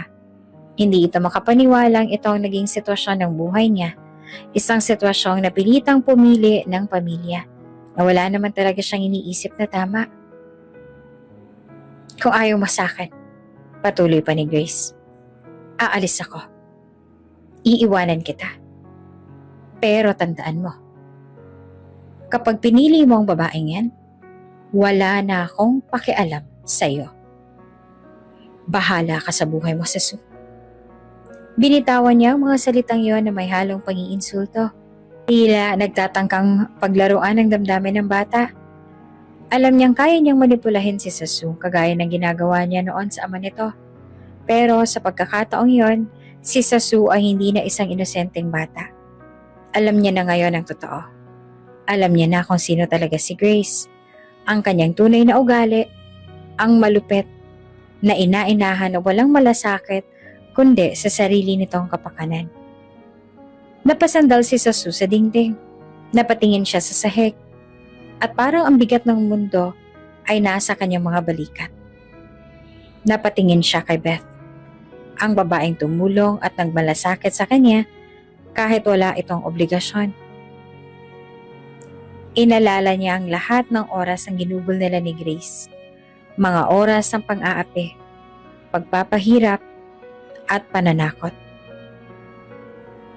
Si Beth, kahit bago lang sa kanyang buhay, ay naging simbolo ng pag-asa at kabutihan. Isang taong handang isakripisyo ang sarili para sa kapakanan niya. Si Ate Beth. Mahinang sabi ni Sasu na halos pabulong na. Pero sa kabila ng panginginig ng kanyang boses, malinaw at buo ang kanyang naging desisyon. Pipiliin ko si Ate Beth. Nagulat si Grace, pero hindi niya pinakita ang kanyang inis. Ngumisi siya ng masama. Tila wala na siyang pakialam sa naging sagot ng bata. Sambit niya. Bahagyang pinandilata ni Sasu. Bahala ka. Walang mawawala sa akin kung yan ang gusto mo. Wala ka naman ng kwenta sa akin. Basta't dumadaloy ang pera mula sa ama mo. Tumalikod siya. Parang walang nangyari. Aalagaan mo siya? Fine. Hindi na kita kailangan, Sasu. Tahimik na nakatingin si Sasu habang umalis si Grace. Wala na ang galit o lungkot sa kanyang mga mata, kundi isang matinding kaluwagan. Tapos na ang pang-aapi. Tapos na ang mga araw na paghihirap sa kamay ng babaeng hindi kailanman naging isang ina para sa kanya. Lumapit si Beth kay Sasu at mahinang tinapik ang kanyang balikat. Okay ka lang? Tanong niya na puno ng malasakit. Nakangiti naman si Beth. Kahit ramdam niya ang bigat ng sitwasyon, pero nakita niya rin ang tapang ng batang ito na kayang harapin ang mga paghihirap na kinaharap niya. Tumango si Sasu. Kahit may ilang luha pa rin na naglabasan sa kilid ng kanyang mga mata. Oh, Ate Beth. Masaya ako. Masaya ako na wala na siya. Si Beth ang naging bagong tahanan ni Sasu. At kalaunan pati na rin ang kanyang lola ay kinupkop na rin ni Beth. Mula sa gutom at pang-aabuso, naligtas si Sasu at pansamantalang pinatira kay Beth na kahit payat at hirap sa buhay ay nagkusang loob na alagaan si Sasu hanggang sa makauwi ang kanyang ama. Unti-unting natutunan ni Sasu na muling magtiwala at si Beth sa kabila ng kanyang hirap sa buhay ay hindi ininda ang sariling gutom para lang masigurong busog at ligtas si Sasu. Ilang araw matapos niyang makuha ang video, in-upload niya ito sa social media. Hindi siya nagbigay ng detalye kung sino ang mga taong nasa video. Ngunit malinaw sa lahat na ito ay isang batang biktima ng pang-aabuso. Agad na kumalat ang video at naging viral. Tinag ng mga tao bilang isang halimbawa ng pang-aabuso sa tahanan. Maraming netizens ang naawa kay Sasu at ang komentong nagpapakita ng suporta ay bumuhos. Sana mahuli ng babaeng yan. Nakakaiyak, kawawa yung bata. Dapat managot yung nananakit. Mga pahagiyag na pumuno sa mga komento. Nang malaman ni Grace na kumakalat ang video, agad siyang nagalit. Nang una, hindi siya makapaniwala na talagang may nag-record ng kanyang mga nagawa. Agad niyang inisip si Beth dahil siya lang naman ang posibleng nakagawa nito. Lalong nag-alab ang kanyang galit at ang unang hakbang na ginawa niya ay harapin si Beth at piliting tanggalin ang video. Isang araw pagbalik ni Beth sa kondo para maglinis, agad siyang hinarap ni Grace. Ang mukha nito ay puno ng galit at takot. Beth, anong pinaggagawa mo? Ikaw ba to nag-upload ng video? Singal ni Grace. Ang boses niya nanginginig sa galit habang tila nangihina sa harap ng posibleng kahihinatnan ng kanyang mga ginawa. At dito na nga nagtatapos ang ating kabanata. Beth, ano bang pinagagagawa mo? Ikaw ba itong nag-upload ng video? Singhal ni Grace. Ang boses niya ay nanginginig sa galit habang tila nangihina sa harap ng posibleng kahihinatnan ng kanyang mga ginawa. Tahimik lamang si Beth, ngunit ramdam ni Grace na alam niya ang sagot. Tanggalin mo ang video na yan. Wala kang karapatang ilabas ang mga bagay ko. Pagpupumilit ni Grace habang lumalapit at hinahawakan ang braso ni Beth. Umiling si Beth. Ipinakita ang matapang sa kabila ng galit ni Grace. Hindi ko tatanggalin ang video, Grace. Alam kong tama ang ginawa ko. Hindi mo dapat ginagawang ganito si Sasu. Dapat mong pagbayaran ang mga ginawa mo. Galit na galit si Grace at halos hindi na mapigilan ang kanyang emosyon. Huwag kang magpahalinis, Beth. Kung hindi mo tatanggalin ang video na yan, sisiguraduhin kong hindi ka na makakahanap ng trabaho dito. Sisirain ko ang buhay mo. Banta pa ni Grace. Pero hindi natinag si Beth. Subukan mo. Pero tatandaan mo, hindi ako ang may kasalanan dito. Ikaw ang may kasalanan at alam mo yan. Tumalikod si Beth at iniwan si Grace na galit na galit. Muling inagaw pabalik ni Grace si Sasu kay Beth. Walang magawa naman si Beth dahil may mas karapatan si Grace kay Beth, lalo na't si Grace ang kinakasama ng ama ni Sasu. Kinausap naman ni Beth si Sasu at binigyan ng maliit na telepono para matawagan agad siya kapag kailangan nito ng tulong. Hindi pa tumigil si Grace sa pagpilit kay Beth na burahin ang video. Sa mga sumunod na araw, nag-message siya. Tinawagan at pilit na kinakausap si Beth. Kahit na patuloy na tumatanggap ng batikos ang video sa social media, alam ni Grace na habang tumatagal, mas lumalalim ang kahihiyan at galit ng mga tao laban sa kanya. Sa bawat araw na lumilipas, lumalapit ang posibilidad na maharap siya sa batas at mawala ang lahat ng pinagtrabahuhan niya. Habang patuloy na kumakalat ang video ng pang-aabuso ni Grace kay Sasu, umabot na ito sa ama ni Sasu, na kasalukuyan namang nasa ibang bansa para sa trabaho. Nang makita ang video, halos hindi siya makapaniwala sa kanyang mga nakita. Agad siyang kinabahan at nagalit, hindi lamang sa mga pananakit ni Grace kay Sasu, kundi sa katotohanan na tinago ni Grace ang kanyang tunay na ugali sa harap niya. Hindi siya nagdalawang isip na umuwi kaagad, ngunit sa pagkakataong ito, hindi niya ipinaalam kay Grace ang kanyang pagbabalik. Habang nasa loob ng bahay si Sasu at tila abala si Grace sa mga gawaan nito, bigla niyang naramdaman ang bigat ng sitwasyon. Alam niya hindi niya nakaya ang takot at galit na daladala niya. Kailangan niyang magsumbong. At ang tanging tao na alam niyang pwede niyang lapitan ay ang kanyang lola. Sa tahimik na sulok ng kanyang kwarto, marahang kinuha ni Sasu ang kanyang cellphone at tinawagan ang lola niya. Nanginginig ang kanyang kamay habang hinihintay ang sagot mula sa kabilang linya. Lola, kailangan ko po ang kausapin kayo. Halos bulong na wika ni Sasu nang sagutin ito ng kanyang lola. Anak, bakit? May nangyari ba dyan? Parang takot na takot ka. Sagot ng lola ni Sasu na may bahid ng pagkabahala sa kanyang boses. Lola, hindi ko lang po kaya. Si Ate Grace po may ginagawa pong hindi tama. May lalaki po siya tapos lagi niyo po akong sinisigawan at natatakot po ako na baka kung ano pong gawin niya sa akin at sa inyo. Humihikbi na si Sasu habang sinasabi ang lahat ng kanyang kinikimkim. Ramdam na ramdam niya ang bigat ng kanyang boses. Anak, Sasu, kalma ka lang ha. Pupunta ako dyan. Huwag ka mag-alala. Magiging maayos din ang lahat. Sagot ng lola niya. Pilit na pinapatahan ang apong naghihirap. Habang tahimik na nagsasalita si Sasu sa telepono, hindi niya napansin na si Grace pala ay tahimik namang nakatayo sa likod ng pinto ng kanyang kwarto. Narinig nito ang lahat ng sinabi niya, tila may malamig liwanag sa mga mata ni Grace nang marinig ang pangalan niya at ang galit na hindi nito maitagong lumabas sa kanyang ekspresyon. Pagkatapos ng tawag, wala pang ilang segundo nang biglang bumukas ang pinto at bumungad si Grace. Anong ginagawa mo, ha? Sabi ni Grace, galit na galit ang boses habang nakatingin na masama kay Sasu.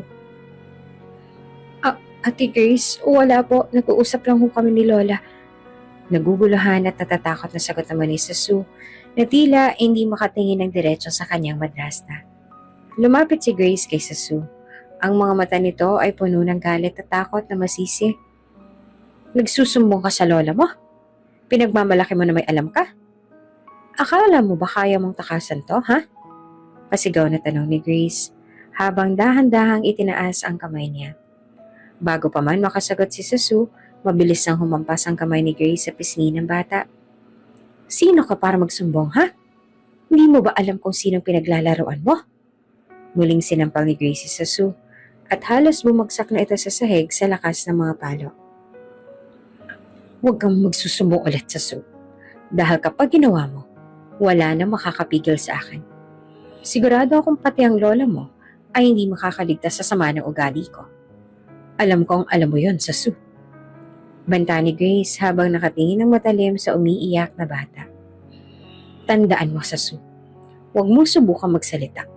Kung hindi, siguradong pagsisisihan mo. Isang gabi dumating ang ama ni Sue mula sa isang mahabang biyahe. Tahimik siyang pumasok sa kanilang bahay nang hindi nalalaman ni Grace. Tahimik at maingat. Dumiretso siya sa kwarto at nag-iisip kung paano niyang haharapin si Grace. Kailangan niyang malaman ng buong katotohanan. Kaya't nagpasya siyang magtago sa cabinet ng kwarto upang maobserbahan si Grace nang hindi nito alam. Nang magsimula nang dumating si Grace sa bahay, hindi niya alam na nandyan na si Robert. Mabilis siyang nagbihis. Tila naghahanda para sa kung anong bisita. Pumasok sa sala at naghintay na may dumating na lalaki. Naisipan ni Sue na sumilip mula sa kanyang kwarto. Ngunit agad siyang nasindak nang makita niyang isang lalaki na pumasok sa pintuan at batid niyang ang ama niya iyon. Tumayo si Grace at agad na yumakap sa nobyo niya, habang si Sue, nakatago sa gilid, ay hindi alam kung ano ang gagawin. Hindi ko na kayang hintayin pa yung asawa ko. Bulong ni Grace sa lalaki sabay halakak. Wala na siyang silbi sa buhay ko. Ang ama naman ni Sue na nakatago pa rin sa cabinet ay hindi makapaniwala sa kanyang naririnig at nakikita. Kasama ng ibang lalaki si Grace. At ito'y malinaw na hindi lamang simpleng pagkakamali. Masakit para sa kanyang natuklasan.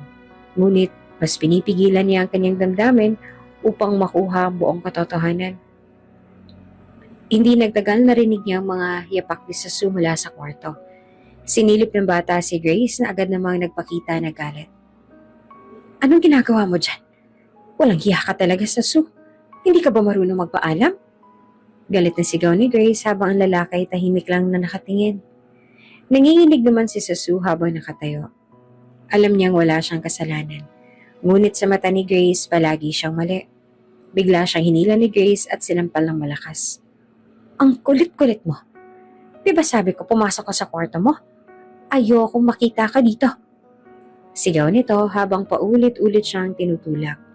Ang ama ni Sue hindi na mapigilan ng galit. Ngunit nananatiling tahimik upang saksihan ang kabuuan ng pangyayari. Sa kanyang kinatatayuan, kitang-kita niya kung paanong pagmalupitan ni Grace ang kanyang anak. Hindi niya nakinaya nang nakita niyang binubugbog ng bugbog si Sue. Halos sumabog ang kanyang puso sa galit at sakit. Hindi namang taksil si Grace. Siya rin ay isang halimaw na nananakit ng inosenteng bata. Sa wakas nang maramdaman ni Grace na walang makakahuli sa kanya, tumuloy siya sa kasiyahan kasamang lalaki. Wala siyang alam na wala sa likod ng cabinet, minamasdan siyang mabuti ng ama ni Sue. Nang magsimulang maghalikan si Grace at ang lalaki, bigla na lamang lumabas ang ama ni Sue mula sa kanyang pinagtataguan. Galit na galit. Humarap siya kay Grace. Hindi ko na kayang panoorin to. Ano ginagawa mo sa anak ko, ha, Grace? At sino yung kasama mo? Sigaw niya habang galit na galit. Umaalingaw-ngaw sa buong bahay. Natigilan si Grace, nanginginig at hindi makapaniwala. Agad siyang bumitaw sa lalaki at umatras. Kita ang takot sa kanyang mukha. Mahal? Bakit ka dito? Tanong ni Grace, pilit na tinatago ang kaba. Matagal na ako nandito. Lahat ng ginagawa mo kay Sue, lahat ng mga kasinungalingan mo napanood ko na. Sagot ng ama ni Sue, kitang-kita sa kanyang mga mata ang tindi ng galit. Ngunit pinagtanggol ni Grace ang kanyang sarili, ngunit hindi pa rin ito pinakinggan ng ama ni Sue. Tumalikod siya, tinawag si Sue na sa wakas ay lumabas mula sa kanyang kwarto, tahimik at naguguluhan. Ngunit masaya na natuklasan na ng kanyang ama ang katotohanan. Wala nang puwang para dito sa'yo, Grace. Lalabas ang lahat ng katotohanan at hindi ka na makakatakas pa. Dagdag pa ng ama ni Sue bago niya tinawagan ng mga pulis upang ipaaresto si Grace at ang kasama niyang lalaki. Galit na nagpatuloy si Robert. Hindi na kayang itago ang nararamdaman. Alam mo na kung bakit, Grace. Huwag mo akong gawing tanga. Nabigla si Grace, ngunit nagmadaling magkunwaring inosente. Wala akong ginagawa, Robert. Hindi ko alam kung ano yung mga iniisip mo. Maling-mali ang mga pinaparatang mo. Hindi ako ganun. Talaga? Umigting pa ang panga ni Robert habang hawak niya ang cellphone sa kanyang bulsa. Ang cellphone niya ay may ebidensya ng mga mensahe at tawag mula sa lalaki ni Grace.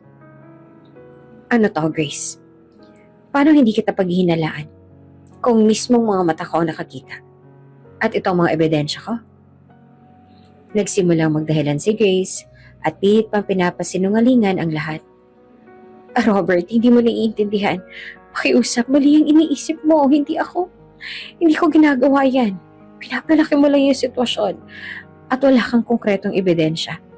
Sinisiraan lang ako ng ibang tao, iniimpluwensyahan ka lang nila. Paulit-ulit na pagtanggi ni Grace, sinusubukang lumapit kay Robert. Ngunit hindi na nakapagtimpi si Robert. Galit na galit niyang tinanggal ang kamay ni Grace na pilit niyang dinadampian. Nakakahiya ka, sabog na sigaw niya. Ang kapal ang mukha mong itanggi lahat to matapos kitang mahuli. Alam kong iniisip mo lang ang pera ko. At sa kabila ng lahat ng ginagawa mo kay Sasu, ginusto kong bigyan ka pa rin ng pagkakataon. Pero anong ginawa mo? Niloko mo ko. Sinaktan mo ang anak ko at pinaglaruan mo ko. Sumiklab ang galit ni Robert at hindi na siya nakapigil. Isang malakas na sampal ang bumagsak sa mukha ni Grace. Hindi mo ba naiintindihan?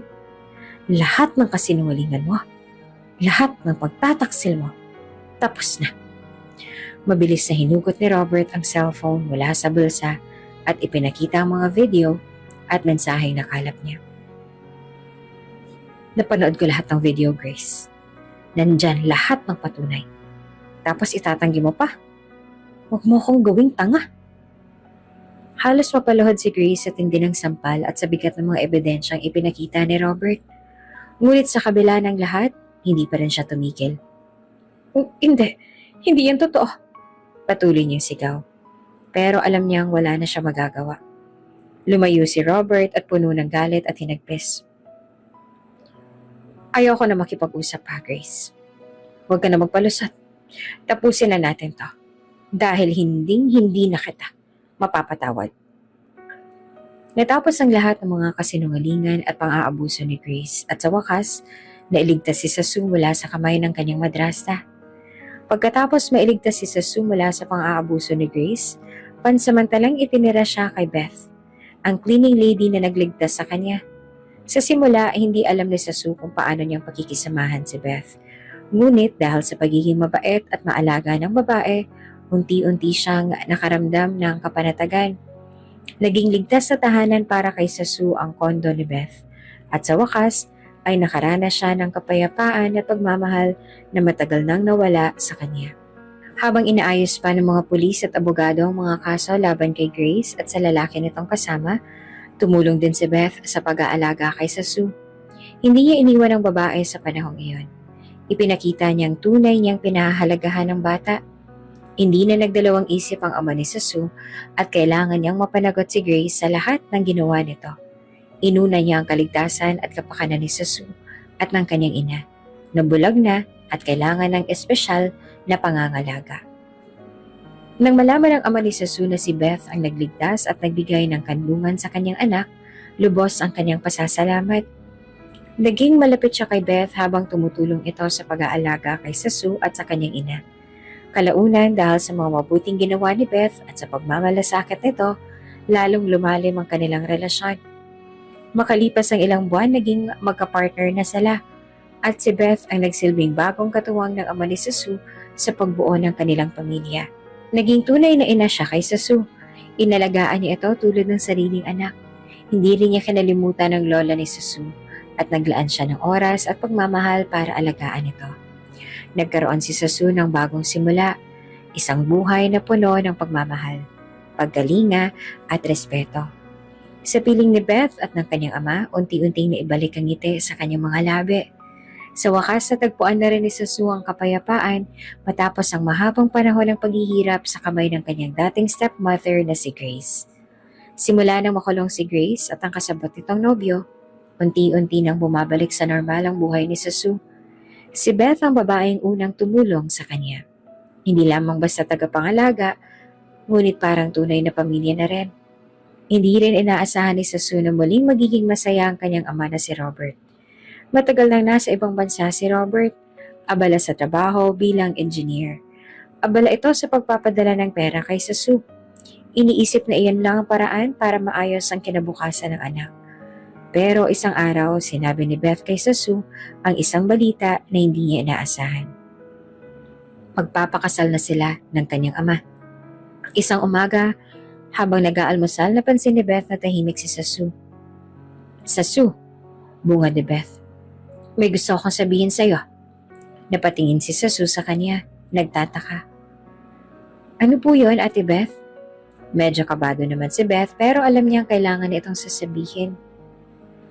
Sasu, magpapakasala kami ng daddy mo. Nagulat pa si Sasu sa narinig. Hindi niya alam kung paano tatanggapin ang balita. Kahit na mabuti ang naging trato sa kanya ni Beth, takot pa rin siya dahil sa nangyari noong kay Grace. Ate Beth, kasal? Opo, sagot pa ni Beth na may mahinang ngiti. Alam ko natatakot ka, lalo na dahil sa nangyari dati. Pero iba to, Sasu. Napabuntong hininga si Sasu. Ate Beth, paano kung mangyari ulit yung dati? Paano kung maging katulad ka ni Ate Grace? Lumapit si Beth at hinawakan ng kamay ni Sasu. Sasu, hindi ako katulad ni Grace. Hindi kita sasaktan o iiwan. Mahal na mahal ka namin ng daddy mo at wala kaming ibang hangad kundi ang maging masaya ka. Sandaling natahimik si Sasu. Alam niyang mahal nga siya ni Beth, pero hindi niya naman maiwasang matakot ulit.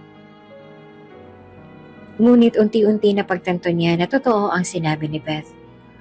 Okay, Ate Beth, kung ikaw pong mapapangasawa ni Daddy, ayos ang po sa akin. Halos maluha naman si Beth sa sinabi ni Sasu. Salamat, Sasu. Ipinapangako ko sa iyo na gagawin ko ang lahat para alagaan ka. Nagplano agad sila para sa kasal. Isang gabi pagkatapos ng hapunan, kinausap ni Robert si Sasu. Sasu, panimula ni Robert. Medyo nag-aalangan. Alam kong hindi naging madali ang lahat para sa'yo. Pero nais kong malaman mo na mahal kita. Gusto ko na maging masaya ka. Magpapakasal na kami ni Beth. At gusto ko na maging bahagi ka nito. Ramdam naman ni Sasu ang sinseridad ng kanyang ama. Hindi tulad ng kasal dati kay Grace na puno ng tensyon. Ngayon ay nararamdaman niyang masaya at tapat si Robert at Beth. Opo, Daddy. Gusto ko pong nandyan ako sa kasal ninyo. Nakangiti si Robert at niyakap ang anak. Salamat, anak. Alam kong mahirap pero natutuwa akong tanggapin mo si Beth. Bigla namang tumunog ang telepono ni Robert. Ang abogadong humahawak sa kaso laban kay Grace ang tumawag. Ipinaalam na tuluyan na ang nasintensyahan si Grace at ang kasapot nitong nobyo. Nagkaroon na sila ng hustisya. Tapos na ang madilim na kabanata kay Grace at ngayon nakatuon na sila sa bagong simula kasama si Beth. Habang sinasabi ni Robert ang balitang ito kina Beth at Sasu, alam nilang tapos na ang pinakamasakit na bahagi ng kanilang buhay. Ngayon, may pagkakataon silang magsimulang muli, na puno ng pag-asa at pagmamahal. Habang papalapit ang araw ng kasal, naging abala naman ang lahat sa paghahanda. Nagsabit ng mga dekorasyon sina Sasu at Beth at inihanda ang lahat ng detalye para sa seremonya. Masaya si Sasu sa mga nangyayari. Iba ito sa tensyon na dati niyang nararamdaman sa bahay. Ngayon, puno ng pagmamahal ang kanilang tahanan. Si Beth, na dating simpleng tagalinis lamang, ay hindi makapaniwala na magiging ganito ang buhay niya. From a cleaner to a soon-to-be wife and mother figure to Sasu. She felt truly blessed. Mula nang dumating si Sasu sa buhay niya, nadama niya ang tunay na kahulugan ng pamilya. Sa araw ng kasal, magandang panahon. It was a simple ceremony, pero puno ng pagmamahal. Habang naglalakad si Beth papunta kay Robert, nakita niya si Sasu na nakangiti sa kanya. At sa sandaling yon, alam niyang tama ang lahat ng nangyari. Si Sasu na dati takot sa ideya ng pagkakaroon ng bagong pamilya, ngayon ay masaya tanggap na si Beth bilang bagong bahagi ng kanilang buhay. Sa reception, habang masayang-masaya ang lahat, umupo si Sasu sa tabi ni Beth. Ate Beth, salamat po, sabi ni Sasu na puno ng emosyon. Hindi ko po alam kung anong gagawin ko kung hindi kayo dumating sa buhay namin. Hinawakan naman ni Beth ang kamay ni Sasu at ngumiti. Walang anuman, Sasu. Wala akong ibang hangad kundi ang alagaan ka at ang daddy mo. Ngayon, pamilya na tayo at magkasama tayo sa lahat ng bagay. Pagkarating sa altar ay agad naman na nangitian sina Robert at Beth. Si Robert ang unang nagsalita. Beth, sa araw na to, pinapangako kong ikaw ang magiging katuwang ko sa lahat ng aspeto ng buhay. Mula nang dumating ka, nakita ko kung paano ka nagmahal at nagmalasakit. Hindi lamang sa akin kundi lalo na kay Sasu.